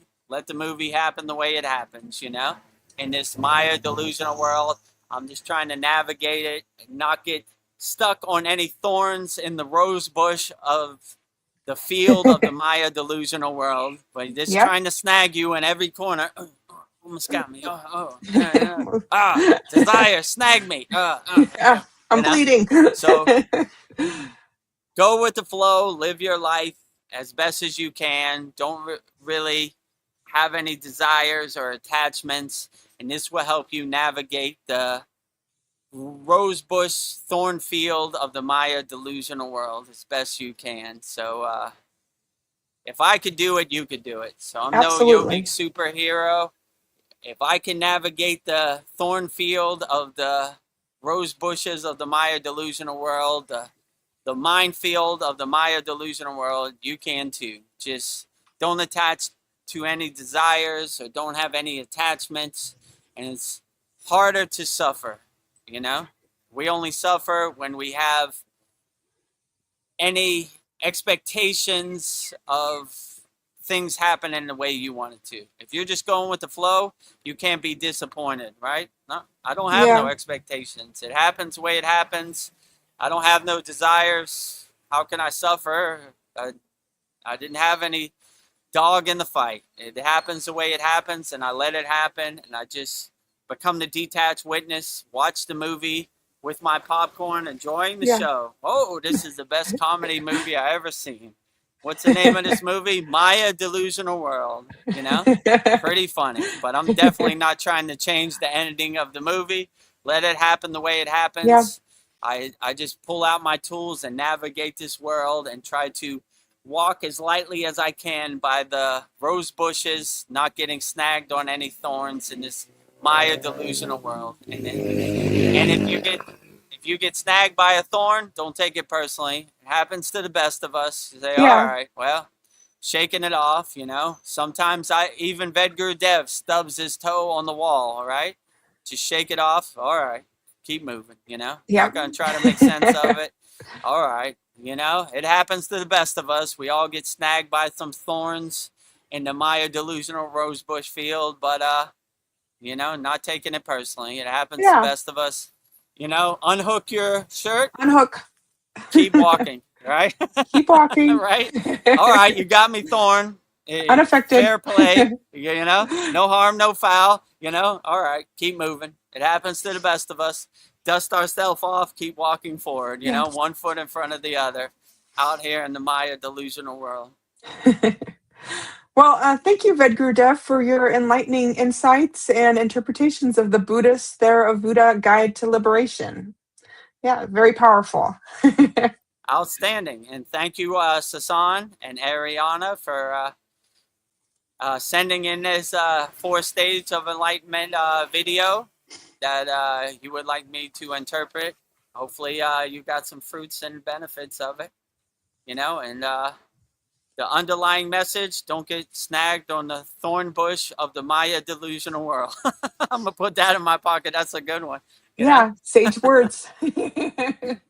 Don't try to change the end of the movie. It's already on the screen. It's already set. It's already a done deal, Just get your popcorn, be the detached witness, and observe the movie. So 4 stages of enlightenment by the Buddhists, breaking the 10 chains that enslave us out here, and just say, who are you? I don't know you from a can of paint. All of the above. Fear, ignorance, anger, irritation, frustration. I'm missing some, judgment, all of the above. We shed all of those accordingly. Goodbye. Bye, Felicia. See you later. So thank you to our A1 Day 1 member, Sasan, for sending that in, breaking it down into 10 chains that you could break and in palatable terms, interpreted by Vedagurudev.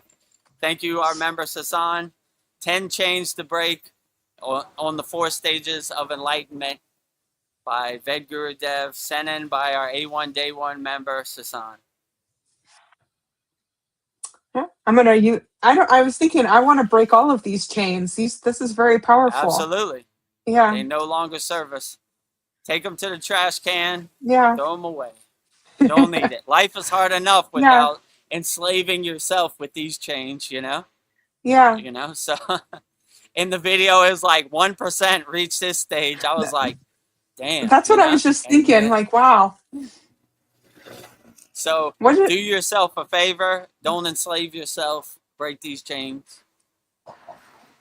Yeah, I was just saying, maybe a couple, like anger. I think that holds us back. For sure. I don't know. Yeah, resentment. Such a wasted emotion we don't need. Yeah. Judgment. Gross, right? Yeah. So when I watched that, I felt pretty good, actually. I was like, oh, I'm making some pretty good progress. Yeah. You know? I mean, when they said,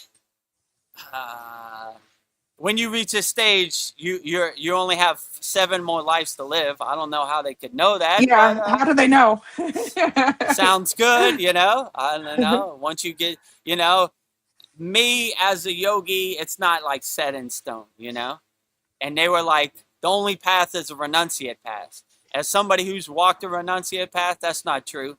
The real mastery in the world, but not of the world, you know? Yeah. If you could master all these and break all these chains in Times Square or in the Maya delusional world, it's a lot easier, you know? So that is the balance, in the world, not of the world. So, I mean, I get it. You know, some people, you know, they're so lost in the sauce that the monistic path is a good path for them to center themselves. But as somebody who has walked the monistic path, I would say the real mastery is in the world, not of the world, you know? Yeah. Not renouncing the world. I mean, anybody can renounce the world, but if you stay light on your toes and navigate the thorn field of the Maya delusional world, then you'll have the right tools, and you'll be able to laugh at it, anything it presents at you. On the monistic path, there's nothing to laugh at. So you have no opportunities to practice. I'm not attached. You're just looking at a white wall all day, you know? So how can you practice these tools? I used to want to walk the monistic path, the gory path, but now I'm starting to see that the real mastery is in the world, not of the world, you know? Like 1 foot in, 1 foot out, that balance, right? Yeah. On the front line with the right mindset, right? I'm not, fear doesn't exist in my universe, so, you know, I'm not fearful for anything. I take everything on the chin. Come on, that's the best you got. Yeah, come on. Easy day at the office, so let's go to work, right? So my guru was right. I didn't see it at the time, but I was built for the front line. I was built to hold up the white flag. I was built to take it on the chin, you know? I want to be right there, you know? I want to be the man who puts the foot in the devil's ass, if you know what I'm saying. Yeah. So, black flag, be warned. Vedagurudev is out here. He's looking for you, right? They don't give me an audience, so I'm looking for opportunities to test my mettle, but, you know, it's okay. Stay ready so I don't have to get ready. I don't want to invoke that either, you know? I'm not trying to speak it into existence. I don't want an audience of demons, you know? I don't want to roll in the mud with the pigs, but if necessary, I was built for this, so let's get to work. Let's build the army of spiritual warriors. I bring the light. Yeah, light beings unite, right? Have light, will travel, you know? Yeah, I'm going to blind you with my light. Yea, though I walk through the valley of death, I shall fear no evil, because my sword and staff comforts me, you know? Yeah. So let's get to work. I tell you one thing I won't do, be in fear no matter what. Yeah. No fear. It doesn't exist in my universe. I don't know fear from a can of paint. Bye, Felicia. All fear, you know? I don't know a can of paint. Who's a can of paint? Never heard of you, right? Don't exist in my universe. Polyesters. She says, Namaste, everyone. Been listening from the start while doing some chores, hence my late greeting. Good to see you. Yeah, good to see you, Polyester. Yeah. Always great. Thank you for your great posts you posted in our Kriya Yoga Yeah. Masterclass community. Very uplifting. Great insights on breath work and breathing. Yeah, that was my favorite. Appreciate it always, you know? Yeah, so they're very good, right? Big fan of pranayama, right? Yeah. Drop anything but your pranayama practice. So anything about pranayama, I'm all for, you know? Breath work, you know? Yeah. Yeah, and like when I have clear breathing, that feels so good because like one nostril will, it's never it's rarely that it's even. When it's even, it feels so good. I was thinking, Yeah, but exactly. I don't. When I was a baby, as I was crying, my mom was a teenage mom, but she slapped me across the face on my nose, so one nostril is bigger than the other. But I've overcome this, but I just like when I do have even breathing, it feels really good. I feel like I can take on the world just having clear breath. So yeah, Yeah, most you important see in thing. our Kriya Yoga Masterclass, we do the Ida, the left side, the lunar cool side, and the Pingla, the right side, the solar hot side. So we always balance. We don't just do one side, we do the other side. So we always keeping ourselves in balance with our asanas, with our breathing, with our meditation, everything. We're trying to balance it right and left. Yes. The Ida and the Pingla, always in a state of balance as much as possible. So I guess like a single breath could be a complete spiritual practice. Just a breath. Absolutely. Just one breath. One Kriya, right nostril, left nostril. Yeah. And our 112th class, we had a profound pranayama technique. Yeah. So simple, but so profound, right? A lot Yeah. of benefits. Polyester, speaking the language of emoji, happy face, prayer hands, and I see a white heart above it. Your message was a black heart, so we accept all colored hearts here. Happy face, prayer hands, and a white heart. Yeah, we Yes, love white hearts. We love black hearts. We love them all, you know? yeah, all Red colors hearts, accepted. pink hearts, all colors accepted in emoji language. So I don't mean to trigger anybody with this, but I love the Bible. So this was just a thought that I was just putting into words for you. I don't know if Kriya Yoga is the technology to free the soul directly. Why does society remain so attached to ancient books written by men? I don't know. Is the Bible a necessary training wheel for human consciousness, or has our attachment to it actually become a barrier that prevents us from experiencing the divine firsthand? And how can we help people move from the description of God in a book to the experience of God within? So that was my thought. I mean, some people use the Bible as like a crutch, right? Like, if you go to any church or any sermon, they're basically like, let me tell you a story about God. But if you have the right discernment, I'm looking past the dogma of religion and I'm doing my own inner work and I'm taking what serves me from the Bible and putting it in my pocket to help me navigate this world. And I'm not waiting for any savior. I'm saving myself. I'm going into the bathroom. I'm looking in the mirror and saving myself, you know? Maybe you'll be waiting for a long time. So don't wait anybody to enlighten you. Don't wait for anybody to save you. Save yourself. And as the Bible, it's a collection of stories. But like my guru said so profoundly, we don't talk about Kriya Yoga, we do Kriya Yoga. So a lot of people are attached to the stories, and that's as far as they'll go.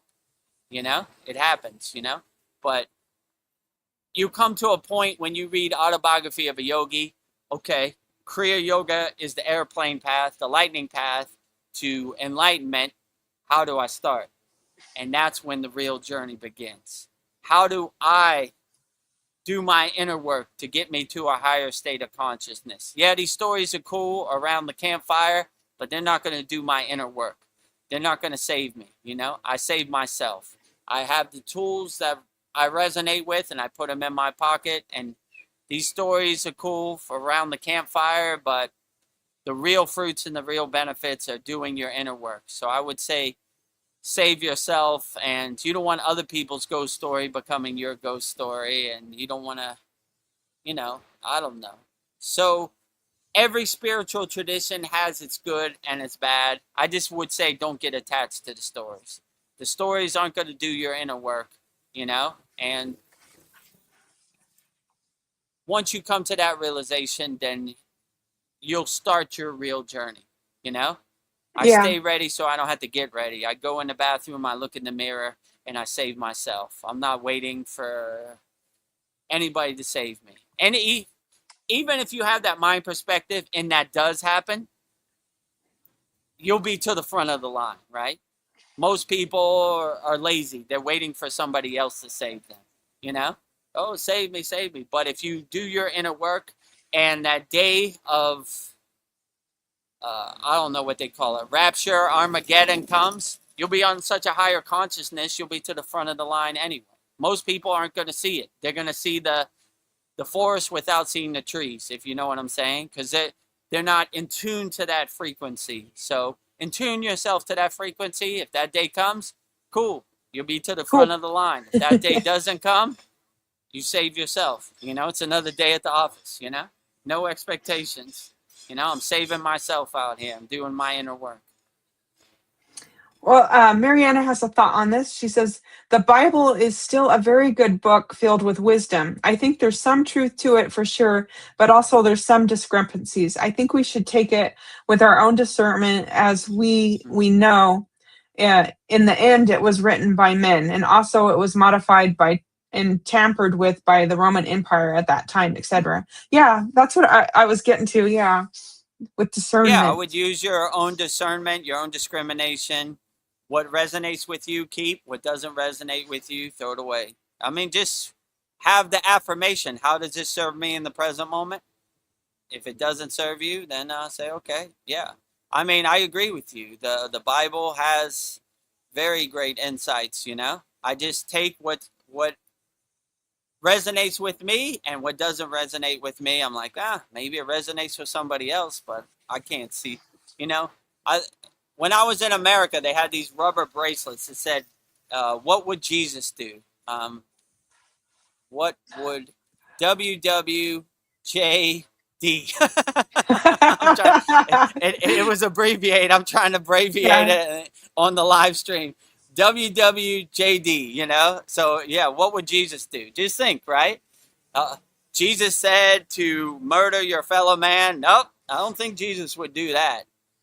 Jesus said to live in peace and harmony and help the poor and help the sick. Yep, Jesus would do that. So that's kind of how I look at it, right? I use my own discernment and say, I don't know, would Jesus really say that? That sounds kind of harming and violent and, hateful and judgmental. I don't see him doing that, So I kind of use my discrimination. WWJD, what would Jesus do? Yeah. Mariana says, there's a lot of information not even included in the standard Bible. So what I do is follow the teachings of Jesus and his wisdom. If Jesus didn't say certain things, why should I follow what Paul said and preached? Yeah, I agree with you. And I like what you said in the previous question, modified by the Romans. Oh, you mean the people that hung him to the cross is telling us what he said? Oh, the irony, right? So I don't take Jesus inspiration from the murderers of Jesus' physical body, So I don't know. So yeah, I would just, what resonates with you and uplifts you and makes you feel good, put it in your pocket, put it in your toolbox. What you can't see Jesus saying, throw it away, And just keep what works for you and resonates with you, and what doesn't resonate with you, I don't know, it's easy for me. I'm like, okay, what would Jesus do? WWJD, what would he do? He would live in peace, harmony, loving each other, helping people, helping people that needed help, not really attached to money, attaching to uplifting people, helping people. What wouldn't Jesus do? War, murder, violence, harm, fear, judgment. So any of that, if it's in that box, I'm like, nope. My Jesus wouldn't have did that, or my my incarnation of Jesus. And I like to have a direct connection to any deity, no middlemen, Like, let me tell you what Jesus said. No, I'm good, direct connection, direct Yeah. phone line. You know what I'm saying? No middlemen, right? If you put some money and you put a check in this collection plate, I'll send Jesus email to you. No thanks, go away. Knock, knock. Let me tell you a story about our Lord and Savior. I'm good. I got a direct connection, So I don't want your Yeah. stories becoming my stories. If I want to call Jesus, I'll call him directly, right? Yeah. And, we have a Yeah. good Shakti mantra for Yeshua, Jesus, that we do every Christmas in our Kriya Yeah. Yoga Masterclass. And in HydroCon, I've been to the Jesus Island, so I think I have a pretty good connection to Jesus. So anybody trying to tell me about Jesus, I'm like, no, I'm good. Me and my brother Yeshua, my yogic brother, my Sita brother Yeshua, we're pretty good. And I got a direct phone line. I got some nice Shakti Bija mantras. Go straight to the source, Yeah. And I like that our Shakti mantra doesn't only invoke him, it invokes his mother too. Thank you for Yeah. being the vessel, the vehicle, for giving us this enlightened being. We give respect to you too, So, yeah, if you want that, join our Kriya Yoga Yep. Masterclass. Go Pretty back to our powerful. Christmas classroom. Yeah, pretty powerful. So, yeah, I resonate with that, but I walk the yogic path. But yeah, I would say don't get attached to the stories and get attached to the meaning behind the story. What was Jesus actually saying in this? What is the The kingdom meaning was behind within. this? Most people, they stop at the story. Jesus did that, and Jesus, did that, and I don't know. I'll tell you one thing I don't resonate with. I don't resonate with the cross. Such an enlightened being. I don't like that Yeah. symbolization. I Yeah. symbolize his life. I don't Not as death. symbolize the death, murder. So I've never resonated with that. I'm like, cross, Yeah. It's ugly to me. Like, yeah, I know what they say. Jesus died for our sins, but I choose to have a different visualization of Jesus. Yeah. Walking the spiritual path, So Yeah. I don't I know, don't and know. I'm That definitely just like not going to makes me. take stories from the Romans who killed Jesus. Like, Yeah. what? Let me tell you a story about the guy we killed. I'm like, I'm good. Yeah. What kind of comic book would they write? They're gonna make themselves look good. Like, yeah, he was just a guy. No thanks. I'll use my own discernment and discrimination to decide what I resonate with. But yeah, definitely the person who destroyed Jesus's physical vehicle. I'm not listening to anything they say. Yeah. So Ugly. ugly, right? Mariana says exactly. The Old Testament Yahweh doesn't look like the loving Father Jesus described in the New Testament. Yahweh's character was more like the one of the gods with a lower G. Exactly, Vedagurudev. Faith with without works is dead. So yeah, Yeah, I we mean, agree. yeah, I agree with you. You put that very eloquently. But Yahweh, Jesus, Yeshua, if you the Himalayan Yeti, no matter what your form is, if you're carrying loving divine energy and loving healing energy, I love you just the same. So we love them all. So all the people out there doing good work, I salute you. Keep up the good work. So, yeah, we love them all. And if you go to Lake Shrine SRF, Malibu, Pacific Palisades, California, they have a very nice picture of Jesus. So Yeah. we definitely have an affinity to Jesus, right next to Babaji. Babaji, Jesus, Krishna, Lahiri Messiah, Yeah. Sri Yukteswar, Yogananda. I think I got all 6, you know? So, yeah, we love Jesus, you know? And I have a personal story with Jesus and resonance with Yeshua, so we love them all, you know? Yeah. We love them all. You know what? Don't mean to trigger anybody, but I just feel like when I go to heaven, if heaven exists, is there going to be religion there? I don't think so. I kind of feel like I just will be on a higher plane of existence. I don't think religion will exist, or I don't. But I Yeah, don't I know. would I haven't been there. I I would say in my intuition, my resonance, beyond religion, beyond structure of religion, they see God everywhere and everything. This is just my opinion, you know? So that's what I think, you know? Beyond Yeah. dogma, beyond religion, you know? I mean, if you ask me, to higher frequency beings, archangels, seraphim, ascended masters, spirit guides, religion is something laughable to them. They love Yeah. everybody, everywhere, you know? So, no, my football team is better than your football team, you know?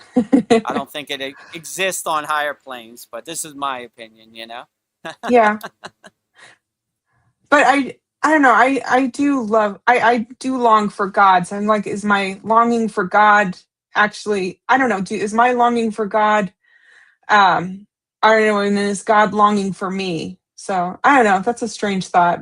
But I was just thinking, am I longing for God, or is God longing for me? Or I I mean, am God. I I'm would longing for say myself. don't have any expectations, you Yeah. know? Like, if God shows up at your door, hello, God, Yeah. love you. If he Nice to doesn't, see me. another day at the office, you know? Yeah. So we don't have no expectations. We're not trying to change the movie. Let it end the way it ends. And, you know, just have a loving, kind spirit, compassionate spirit. And whatever's shown to you, never be in a state of fear and say, oh, cool, Oop, seraphim, eyeballs with yeah. wings. You're Nice. so I love it. beautiful.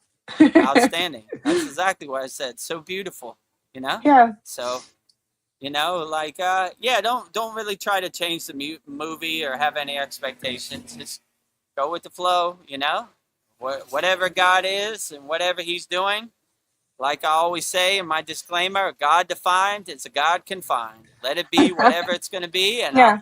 I'll adjust accordingly, and I'll love it as much as I can, whatever form it is, whether it's a divine light or if it's a bunch of eyeballs with wings. I love them all, you know? So that's kind of how I look at it. However it Yeah. comes, I accept it wholeheartedly, you know, Yeah. with Yeah. unconditional love. Yeah. Let it be the way it is, right? Yeah. So I don't really think about if God's longing for me, you know. Well, I I just don't. Yeah. do my I know. sadness and then Why let do it I have happen these the way it happens. thoughts? Oh, it's okay. These are perfectly normal thoughts. I'm just saying, you know, I'm like, whatever God is, I'll find out one day. Maybe I Yeah. never find out, but we'll see. You know, no expectations. Whatever He is, I love it wholeheartedly. And no expectations on form or anything. Let's see what it goes. And if David Wilcox knows, because he had transcended his physical body, send me an email and let me know what it looks like up Yeah. there. Also, speaking of David Wilcox, we posted a video of 10 divine David Wilcox quotes, and it's going viral right now. It's probably one of our best performing videos in a Yeah. long time. So check that out if you get the chance. I spelled David Wilcox's name wrong. I spelled it with the X instead of. Oh, you triggered some people. Yeah, somebody posted a comment. It's like, at least respect him and spell his name right. I go, all right. Point noted, you know. I stand corrected, Sorry. so I corrected it last night. You know, I was like, all right, you know. So, Yeah. yeah, if you There's saw a me spell his name COX, sorry about that. Stand Yeah, corrected. sorry. Now it's C-O-C-O-C-K. COCK. Yeah, I don't know why I got a problem with that. It's You don't want to say that going down word. with the fight. You know, cock, right? Well, I The guess, yeah. Shivlingam. Maybe the Keep it clean, Veronica. the clean version of Vedagurudev Yeah. can't find himself to say that, you know. Yes. When I said that the Shiva Lingam was Shiva's private part, Babaji Yeah. fell over, you know, and our sad song, right? Oh, Vedagurudev. So they're protecting me from myself, you know. Yes. So I stand corrected, you know. Yes. Please forgive me. Wilcox. Wilcox. Well, maybe it was a Mandela effect. Maybe that's how we used to spell his name. It's a Mandela effect. Could be. I bet that's, You know? yeah. You just remember how it used to be spelt. So there. On a different timeline, that's how Yeah. it was spelled, I Yeah. guess, you know? You just tuning remember. into the wrong timeline. Yeah, could be. So, yeah, if you get a chance, go to our YouTube channel, youtube.com/@Vedagurudev. Posted it like 2 days ago. And Yeah. you see it. It's 10 divine quotes from David Wilcox. Rest in peace, David Wilcox. Yeah, I'm proud of that video because everybody's doing a David Wilcox video about, you know, this or that, how, you know, I don't know. It seems like mostly fear, but I feel like we honored him in a beautiful way, like Yeah. the most positive way, his beautiful quotes. So, yeah. Yeah, like how he left this earth and the 911 call. I don't care nothing about Yeah, that. it's just I look fear. at the good, what he said, you know, the things that resonate with me, the higher consciousness research he did. Outstanding, you know, all that other fluff, let other people talk about that. I talk about that. We celebrate David Wilcox's life. We don't downgrade him or speak about the negative things that happen, you know. We uplift him. We celebrate his life, you know. Yeah. So, I know he did a lot of good in this world. I like how he ended it. We love you, David Wilcox. Rest in paradise. Rest in peace, you know. May you transcend in peace, my friend, clearing the path for you. We said a traditional yogic prayer, Om Namah Shivaya Trayambai Yaja Mahe, right? So Marit UNJA, overcoming death. Clearing the path, beautiful. You know? Yeah. Ride the light home, you know? Yeah. The traditional way. Yeah, I just think like David Wilcock, he woke so many people up. So, yeah. He's a great spiritual warrior. So you did a good job, David Wilcock. We need more people out here waking people up. Yeah. A lot of people not waking people up. We need more people holding up the white flag on the front line, you know? We love them all. Well, I wasn't too familiar. I've never watched his live stream or read any of his books or saw any of his videos, but still celebrate his life, you know? We love them all. Well, speaking of spiritual warriors, somebody who's on the front line, Fitzguru, God will call you. He says, God bless you guys. God bless you too. I love you. God bless you too, Brendan. God will call you, Fitzguru. God bless you. Glad to have you here, you know? You're on the front lines.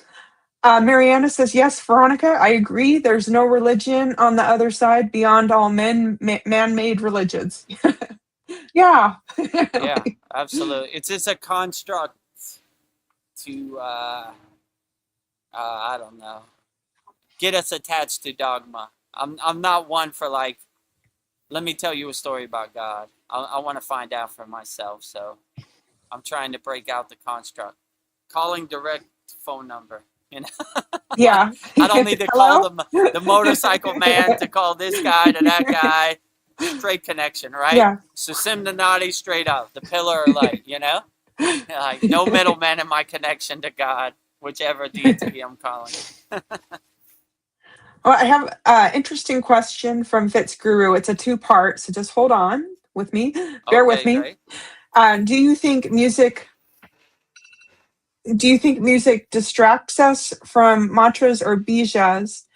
Or is mantra someone or something that makes up, or is it orally passed down and from ancient texts. Yeah, kind of down understand them or have a clear definition.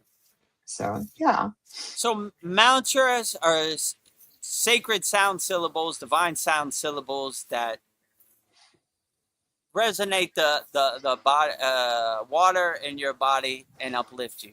So what are the mantras that are the best? I mean, you would tell me that. Like, some people resonate with Shiva, some people resonate with Lakshmi.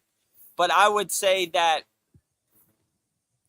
the sacred sound syllable is like calling God's direct phone number. So when you say Babaji's Mula mantra, I'm saying calling Babaji's direct phone number. So it's like 1-412-678-957. So there's no mistaking who you're calling.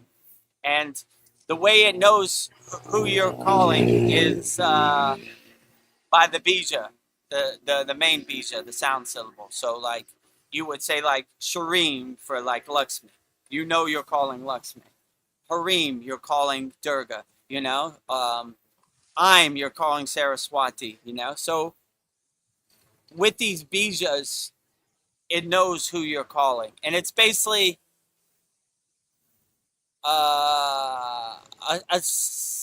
there's no right or wrong way to do it. It's just whatever one resonates with you. So if you resonate with Jesus, it's perfectly fine. We have a Shakti mantra for Jesus. Like I was saying, we always say it every Christmas. We have a big celebration for Yeshua, our brother. And I would say about music, like in my previous career, I was a DJ. I heard a lot of bad words, but I'm unaffected by it because I have a higher state of consciousness. So you could hear the worst heavy metal or the worst gangster rap, be unaffected by it. I compare it to Neem Karoli Baba swallowing LSD pills, unaffected by it, you know? Like, Yeah. when you know thyself, you have your shield up and you're unaffected by it. So no matter what the music, I look past the so-called bad words and I look at the frequency, the resonance, the waveforms of it. And I enjoy the beat and the resonance with it. And if the music has nefarious intents and frequency to lower me, it doesn't work. Dissolve on impact, right? I swallow the LSD pills, unaffected by it. You know what I'm saying? Unaffected. So I would look at music like that, like unaffected. I see the beauty in the beat, but the lower frequency subliminal messages dissolve on impact on my atmosphere. And the bijas, the mantra japa is to call whatever deities you're calling's direct phone line. So whichever deity you resonate with, have your own deity of choosing, you know? So if you resonate with Lakshmi, this is Lakshmi's direct phone line to call her, you know? This is Shiva's direct phone line. This is Ganesha's direct phone line. So I would just have, it's not one size fits all. So whatever mantra you like and makes you feel good and makes you feel uplifted, that would be the mantra I would choose, you know? Have a mantra of your own choosing. And if you don't have a mantra, on our YouTube channel, youtube.com /Vedagurudev, go to the playlist, see Mantra Monday. I think we got like 20 mantras up there now. Yeah. Go through all of them and see which one uplifts you and say, oh, I like this one. Ganesh makes me feel nice. Putting that in my pocket. Yeah. Or whichever prayer or whichever thing resonates with you, then I would put it in your pocket. I like how Vedgari Moksha said, Jesus said prayer and fasting. That's it, short simple. and sweet. So whatever prayer works for you, then I would put it in your pocket. But it's not one size fits all. I have the ones I like, but they might not work for you. So just find out, you know. And anybody who doesn't have a mantra, just go to if you're in our Kriya Yoga Masterclass, go to our Mantra Monday classroom. If you're not in our Kriya Yoga Masterclasses, go to youtube.com/@Vedagurudev. Click on the playlist button and go to Mantra Monday, and you'll see them all. Yeah. So yeah, I would just say it's not one size fits all. Some people really resonate with mantra japa. Some people, it's not their thing. It's perfectly fine. I would say what kriyas work for you, put it in your pocket. What ones don't, it's okay. Maybe they work for somebody else. So it's not one size fits all. When I started walking the Kriya Yoga path, I learned thousands of kriyas. If I were to do every kriya I learned, it would take me months, you know? So I take what really works for me, put it in my pocket, put it in my toolbox, and that's what I use for my sadhana. So yeah, I would just, whatever resonates with you, that is the best mantra japa, or maybe no mantra japa. Sometimes people, they have what's called nirguna and saguna, form and formless. Some people just get maximum benefits resonating Om. It's outstanding. If I had one mantra my whole life, I'd probably pick Om, the sound syllable Om. So like Om is good too. And you know, just extend an Om as long as you can. Just say Om as much as you can. So it's not one size fits all. I would go through each mantra and see which one resonates with you. If none of them resonate with you, just resonate Om. Short and sweet. I mean, just by vibrating the sound syllable Om probably get you through the day most occasions, you know. So, you know, I would just say Om and, you know, some deep breathing, and you should be pretty good, you know, on a daily basis.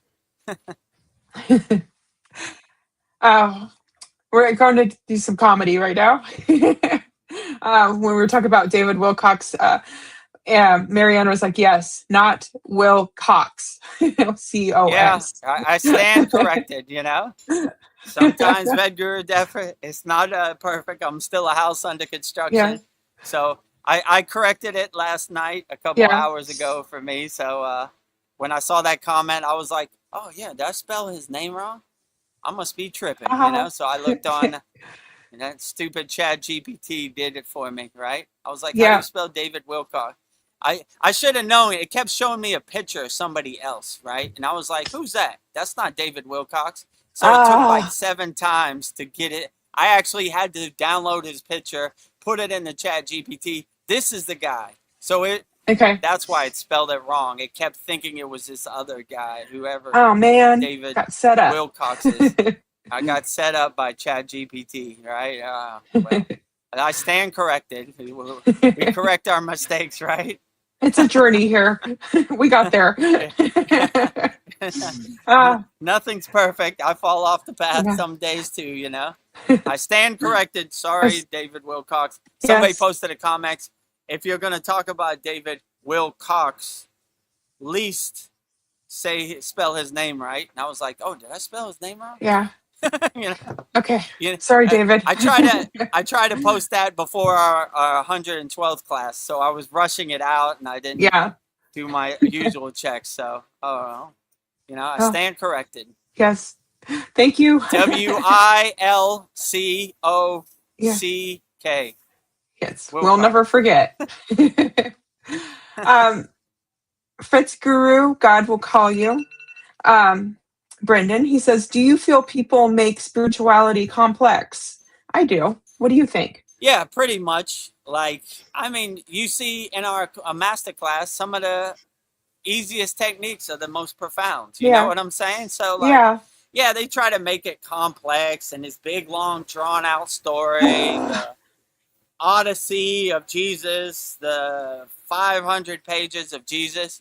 I like when Vedgari Moksha says, pray and fast. Short and sweet. Yeah, so they try to make it complex. They try to make it like a big story. It's not that complex. That's why in our Kriya Yoga Masterclass, here's all the Kriyas, short and sweet, you know? I'm not going to add no stories to it, no fluff. There it is, you know? Which one's the best? Whichever one uplifts you and makes you feel the best. So yeah, they do try to make it complex, but that's like, if it was short and sweet, there would be nothing to talk about. Pray and fast, you know? Yeah. What am I going to talk about on my next live stream? Like, so Yeah. they try to extend it out, Matrix Part 1, Matrix Part 2, Matrix Part 3, Matrix King James Bible, the Old Testament Bible, blah, blah, blah. Oh my All right. gosh. Well, I just go through all the fluff and say, what would Jesus do? What would Jesus Peace, do? love, harmony, fast and pray. That's what Yeah. Jesus would do. Okay, got it. Ready to go. Mariana says, like complete yogic breath. Yeah. Nice and Like simple. complete yogic breath. Absolutely. That's how we start all of our classes. Purnasudhi, complete yogic breath, Inhale the new fresh air, exhale out all the old stale air, Short and simple, no breath retention, Feels good, right? Something so simple but so profound, right? So yeah, we don't need to make it complex. Most of the best kriyas are pretty simple, But yeah, you don't. Some people, they need some tools to get them pulled in. Some people just go straight into samadhi. It just, it's not one size fits all, But yeah, I enjoy the simplest techniques, most profound. Well, Brendan Fitzguru, God will call you, says, thank you guys. You are very welcome. Thank you, Brendan. You're welcome anytime. If you want to come on StreamYard, you have the StreamYard link in your SKOOL DM, or if you just want to stay on YouTube and post your comments, we'll answer all your questions wholeheartedly, as best as we can. Don't be shy. No questions off limits. We answer them all wholeheartedly. Yes, the window is closing. So, so I think now's a good time to start wrapping this up because I have to be up early. But okay, I'll give how you long some have fun we questions. been on here now? I can't. 2 hours and 11 minutes. 2 hours. Sounds good. Yeah, let's start closing it up. Anybody has any last minute questions, put in the YouTube chat. We'll answer them all before we go. If you could plant a seed of an idea in everyone's mind, what would it be? Well, first thing that comes to my mind, be unconditional loving, Love is unlimited. It's not 5 beans in your hand. Give it wholeheartedly. Be a nuclear power plant of unconditional love. You get love, you get love, you get love, you get love. The whole world, the whole universe. I like our mantra, Loka Samasta Sukhino Bhavantu. Love, peace, harmony, and freedom to all beings on all planes of existence. We don't discriminate. We love everybody. I don't care what dimension you're on, what planet you're on, wherever you're at, sending unconditional love your way. So yeah, I would say my seed would be to plant a seed of unconditional love and let it sprout into a big tree and expand to unconditional collective love on all planes of existence. Wherever you're at, sending unconditional love your way, right? So it sounds like a beautiful tree. Of love everywhere and everything. Wherever you're at, I don't care if you're a bug-like creature on some distant planet and some multi-universe, still sending love your way. We love them all, right? All beings on all planes of existence. I always thought that was beautiful. That is beautiful. Loka Samasta Sakino Bhavantu. We'll say it at the end of this. Well, we've been talking about breath tonight. So good breath question is, what is the quality of your breath during your most focused Kriya practice? Quality of your breath. I mean, I never really thought about it. I would say... Is your breath, is your breath more like a whisper or a roar? No, it's more like a whisper, Yeah. Like we try to make our breath as thin and as light as possible. So it's... the way they would describe samadhi is a breathless state of communion with God, right? So my guru used to put his finger under my nose. He didn't want to feel anything. So we practice thinning our breath. And my guru always said, be like a turtle. And I was like, Baba, a turtle? Yeah. Why a turtle? And he was like, because a turtle only takes a few breaths per minute. So we want to slow our breath as long as we can to extend our life. We don't want to breathe super fast because we're speeding up our Mahasamadhi, So we're slowing our breath. So any technique we do slowly and gently, you know, with long extended breath, you know, equal length breaths like matrika, right? The inhale equal to the exhale. So we're trying to slow our breath as thin and as light as possible. So yeah, I Yeah. definitely wouldn't A whisper. roar our breath, you know. It's a Yeah. whisper. Yeah, it's a super whisper, right? You know, Yeah. my guru sometimes would say, can't even move a feather, you know, like Mm. so light that it looks like you're not even breathing. That's why they call it the breathless state of communion with God. It looks like we're not breathing, like we're a statue, but we're really breathing, you know. So I would Light and lighten easy. your breath and make is slow your breath down as long as you can to preserve your physical body as much as you can. So when we go into a samadhi state, we're lightening our breath so we can preserve our physical body so we have something to come back to. There have been many yogis who've gone too far and there's nothing to come back to. So don't cross that threshold. Don't be a big dummy like Vedagurudev. I almost crossed that threshold and none of this would have been possible. Visit my lifeless well, not lifeless, 10% conscious statue body in India in my samadhi shrine. Oh boy. Mariana says, controlled breath in some techniques is always harder for me. I feel like I'm lacking oxygen. Easier for me when I let go of my breathing in meditation. Yeah. Yeah, that's true too. Like when you realize you don't even think about your breathing, it becomes more natural and more fluid and, you know, more flowing. So I like that practice too. I don't even think about my breath. So asking me about my breath, I'm like, I don't know. I kind of let go of my breath. I go beyond my breath. Like I'm not attached to it. I'm just existing in that state, you know? So Yeah. yeah, I agree with you. But some people need the structure of the count, you know, 1 to 6, Yeah. you know, 6 to 1. Some people like to just let it go. I'm at the point where I prefer to just let go of my breath. I don't even think about it, you know. Let it go. I do the techniques. It becomes so natural, and I just let it go, like Yeah. Elsa from the movie Frozen. Yeah. Let it go. My daughter's favorite cartoon. Let it go, let it Let it go, go. let it go. All right, it's gone. Let go of your breath, right? Well, I have another Kriya Yoga question for you. What is more difficult for you, the physical postures or the mental silence?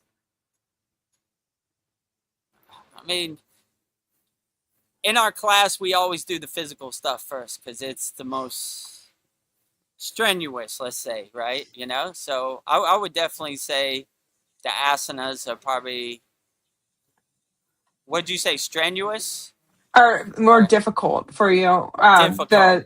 Yeah. Difficult, I don't know. I don't kind of think of it in that kind of way, you Or know? The more physically strenuous, strenuous? possibly. Because, yeah, when I'm just letting go in my breath in deep meditation, there's nothing. Yeah, I There's like mental no beginning. silence. There's no beginning. There's no end. There's nothing to attach to. There's no distractions. I'm just alone with myself, you know? Like, so, I mean, I would say probably the asanas, you know, Yeah. because I'm a man. I wasn't really built for the asanas. I could do the asanas after years of training and certifications, but like, I don't know. I remember when I first got initiated, I was like, I could do the meditation and the pranayama, but my body does not go that way. Yeah. No asanas for me. And this is kind of the Indian approach also. I've been in initiations where they do asanas and Indians just get up and leave.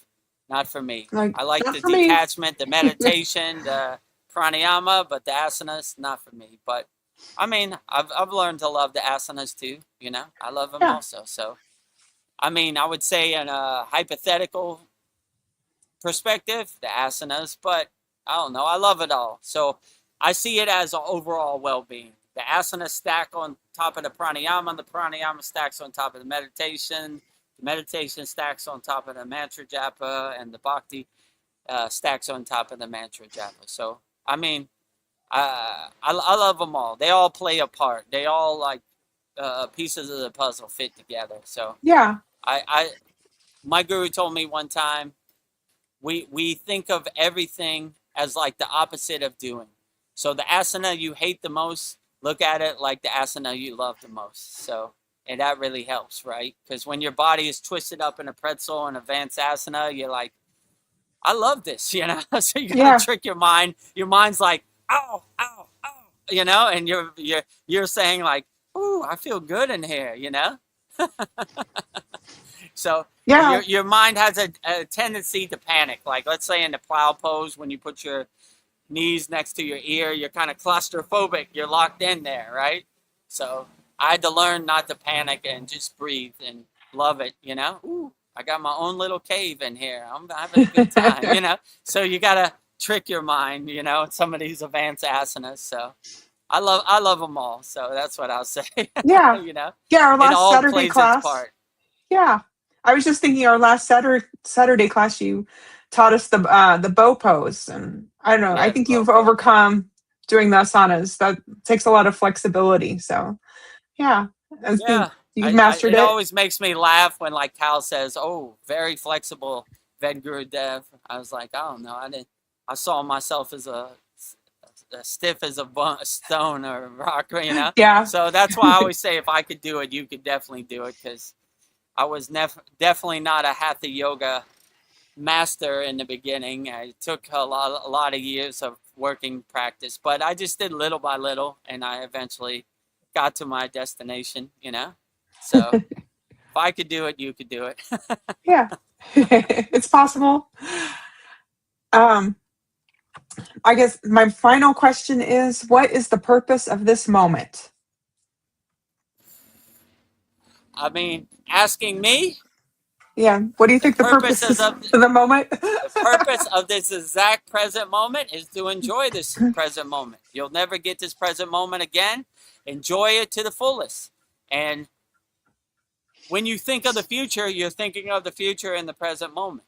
When you think of the past, you're thinking of the past in the present moment. So the only thing that matters is this present moment. I would enjoy it to the fullest.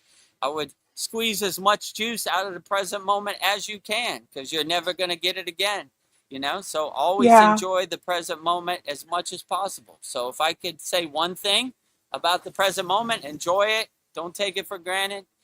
What a true blessing it is to be anchored, centered, aligned in the present moment, grounded in the present moment. So yeah, I would say, if I could only have one word, I would enjoy it to the fullest. I am a bogey. I am a bogar. I am an enjoyer, you know?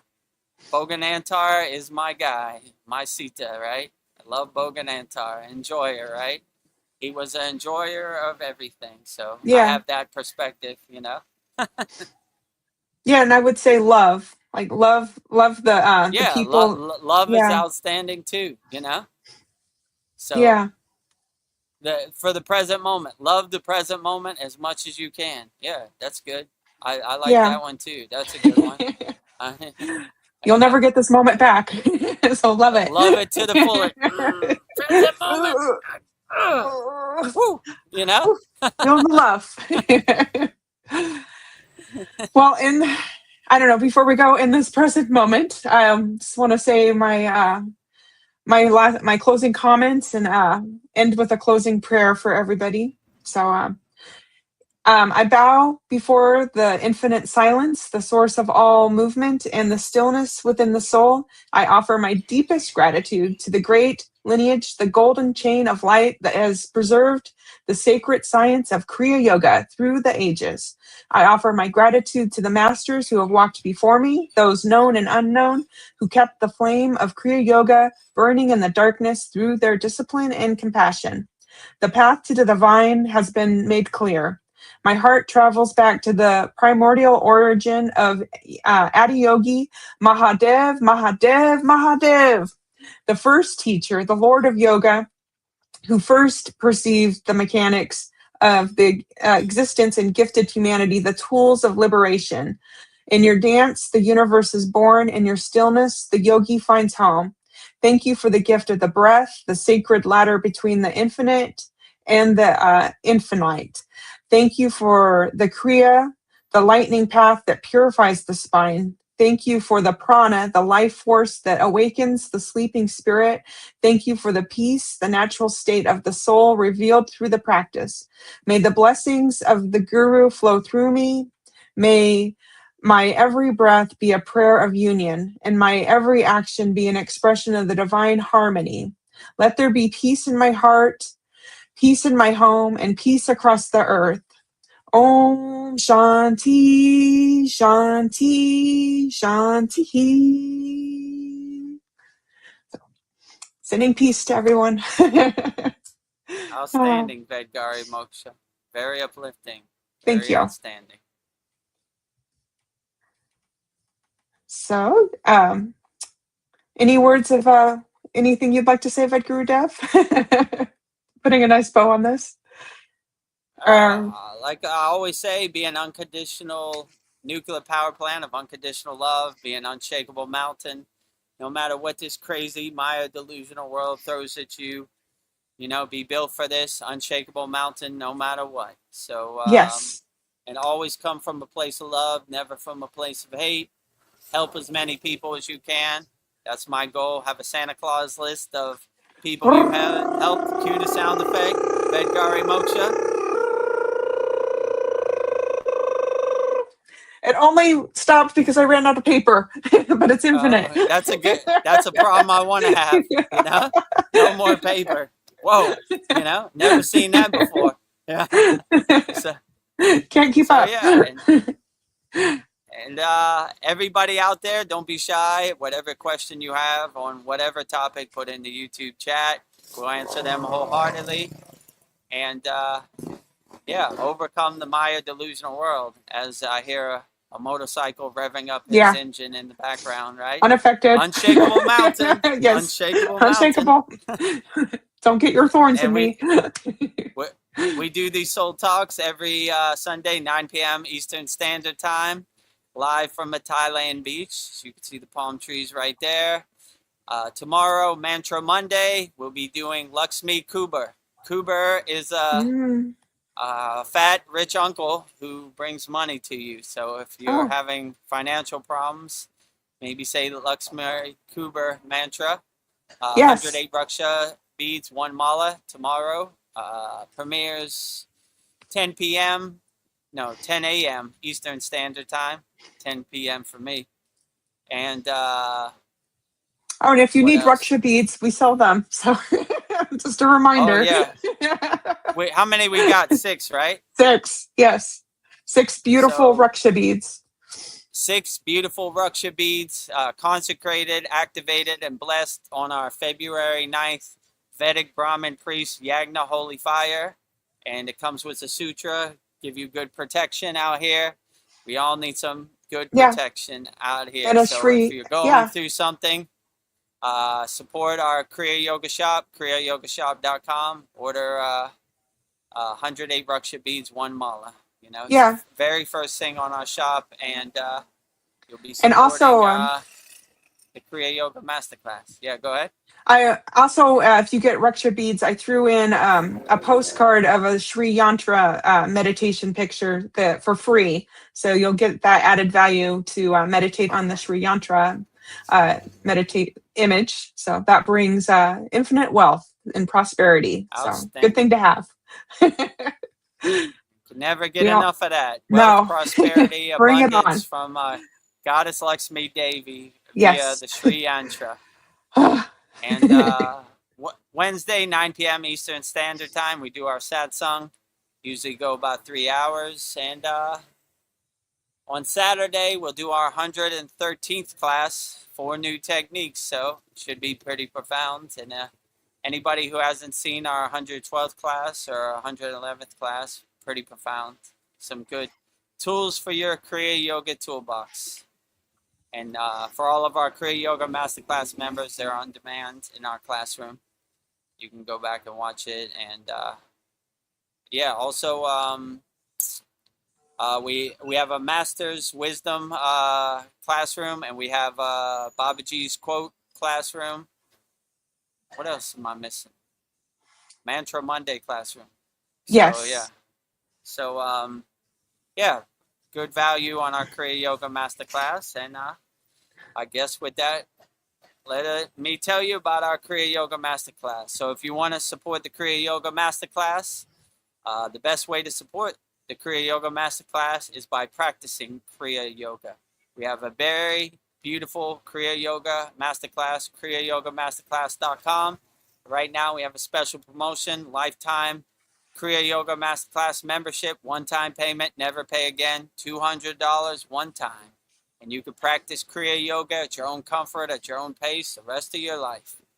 And we have great Saturday classes, hundreds of classes, hundreds of Kriyas, hundreds of techniques, bi-monthly holy fires, every new moon and every full moon, very interactive community, a lot of value in our Kriya Yoga Masterclass. So I'll show you everything in this video right here. Just go to kriyayogamasterclass.com. Welcome to the Kriya Yoga Masterclass, the #1 yoga community on SKOOL, where dedicated seekers learn the sacred practice of Kriya Yoga to awaken peace, clarity, and higher consciousness. If you're ready to go deeper, the Masterclass gives you everything you need to build a powerful daily practice and awaken your true inner potential. Inside the community, you'll receive powerful, unlimited access to Saturdays, live weekly Kriya Yoga classes. Sundays, Soul Talks live from a Thailand beach. Wednesdays, live Kriya Yoga satsangs. Bi-monthly full moon and new moon holy fires. 500 plus on-demand training videos. And the best part, you get it all for only $200. Lifetime access, never pay again, invest once, practice for life. If you feel the calling to awaken your true inner potential through Kriya Yoga, go to kriyayogamasterclass.com and join our Kriya Yoga Masterclass today.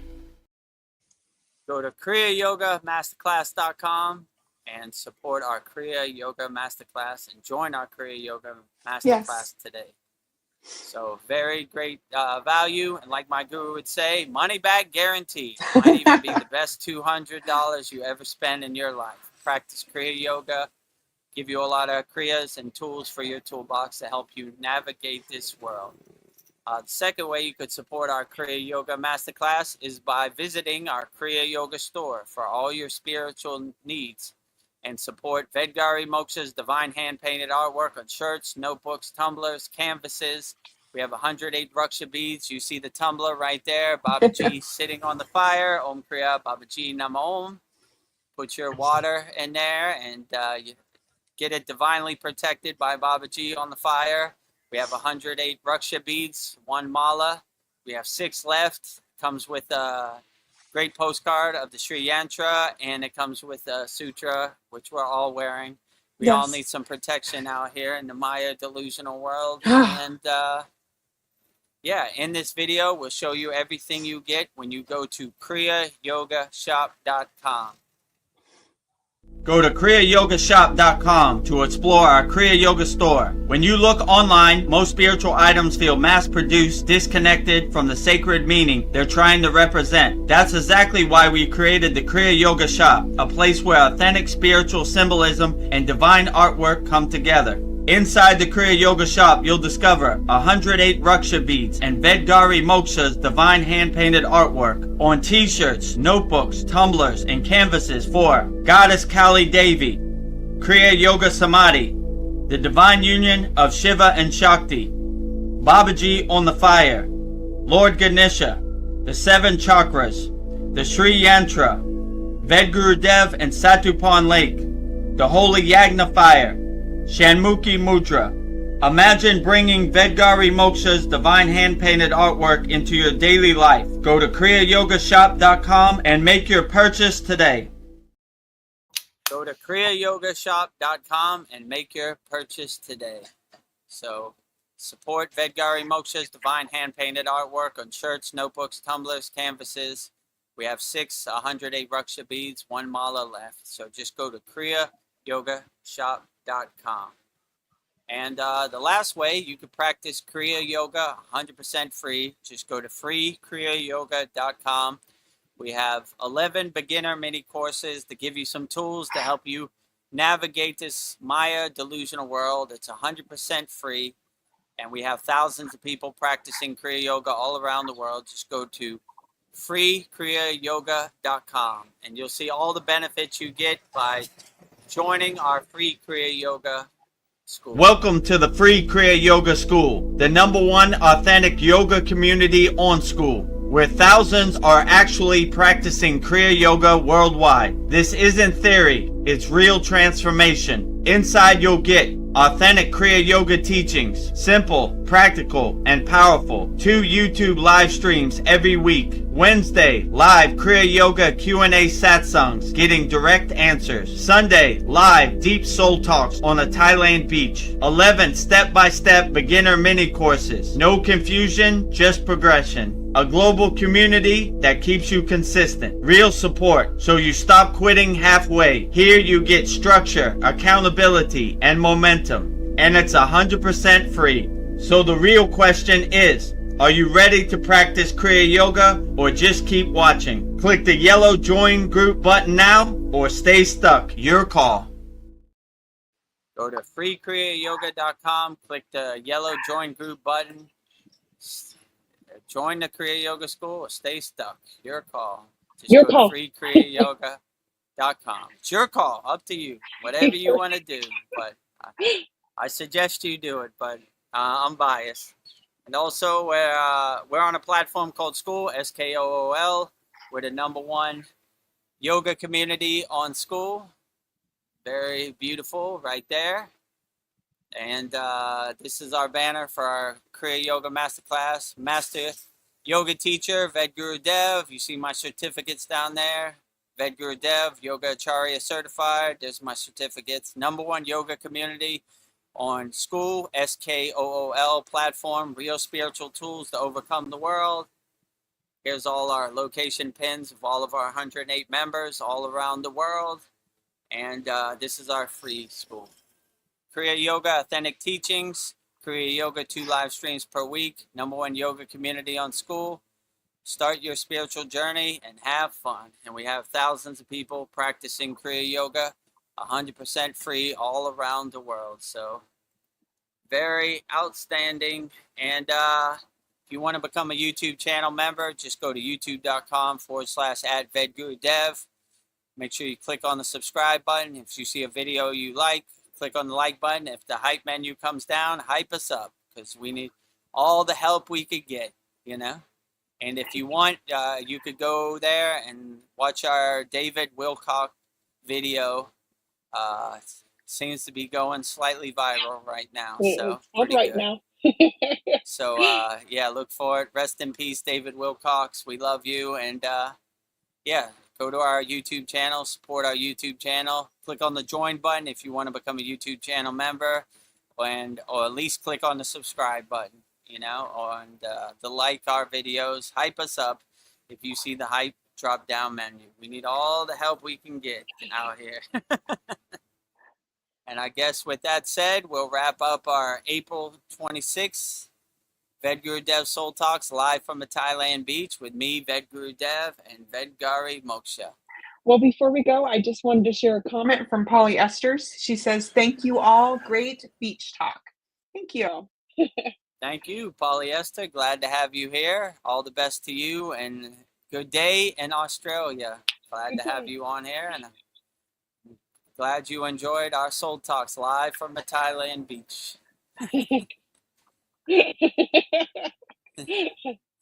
Oh, I can feel the ocean air. Feel the sea breeze on my Yeah. face. What a Yeah. blissful thing that is. Getting Palm hot out here. trees and Thai ocean. Okay, well, I guess we'll go out the same way we always go out, with Babaji's Mula Mantra. Anytime you're going through something and you want to call upon Babaji for assistance, call Babaji's direct phone number with Babaji's Mula Mantra. And Babaji's Mula Mantra is Om, Kriya, Babaji, Nama Om. And Vedgari Moksha will say it so beautifully 3 times right now.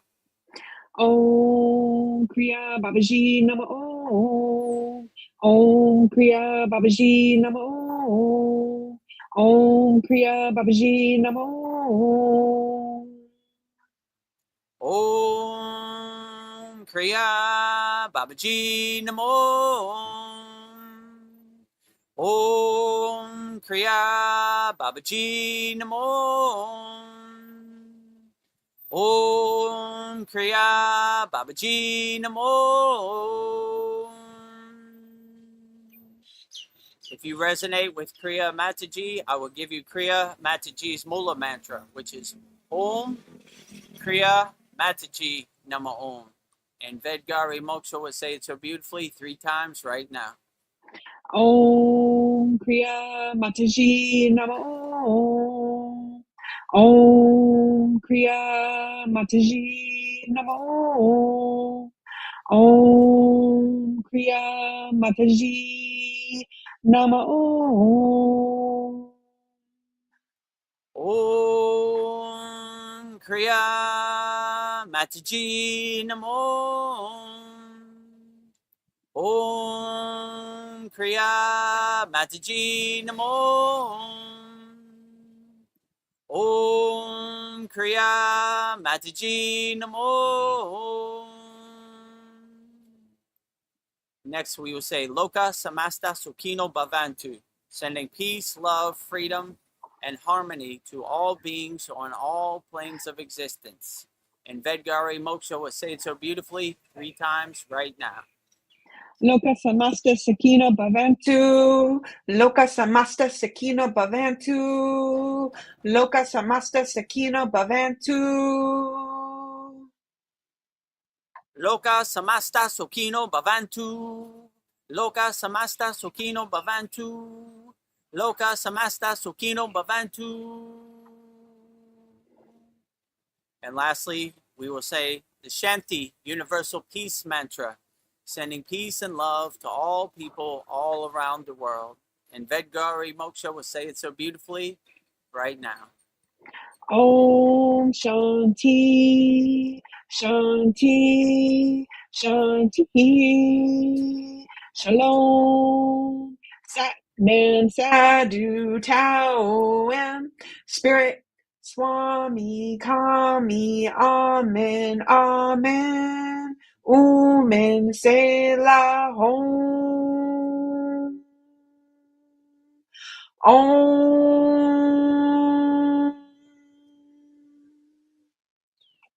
Om Shanti, Shanti, Shanti. Shalom. Sat Nam Sadhu Tao Am. Om Spirit Swami Kami. Amen. Amen. Omen Selah Om.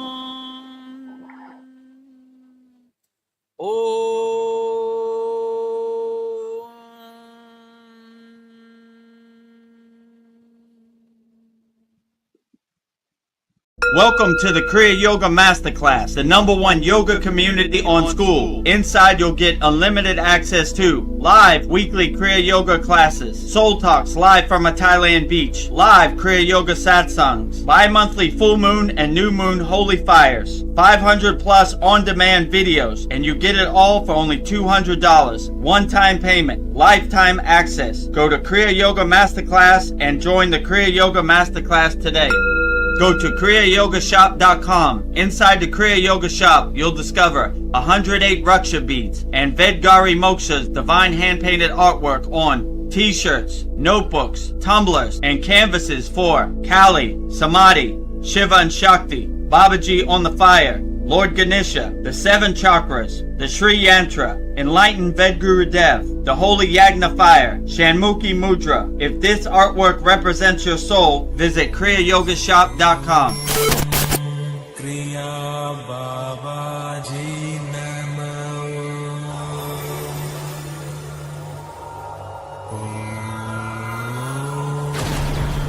Kriya Babaji Namo.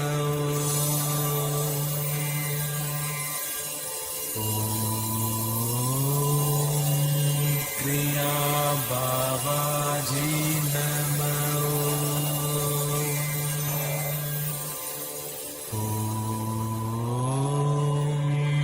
Kriya Babaji Namo.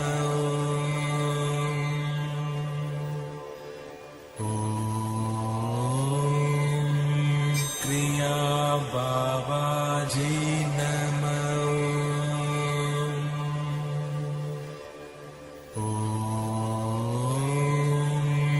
Kriya Babaji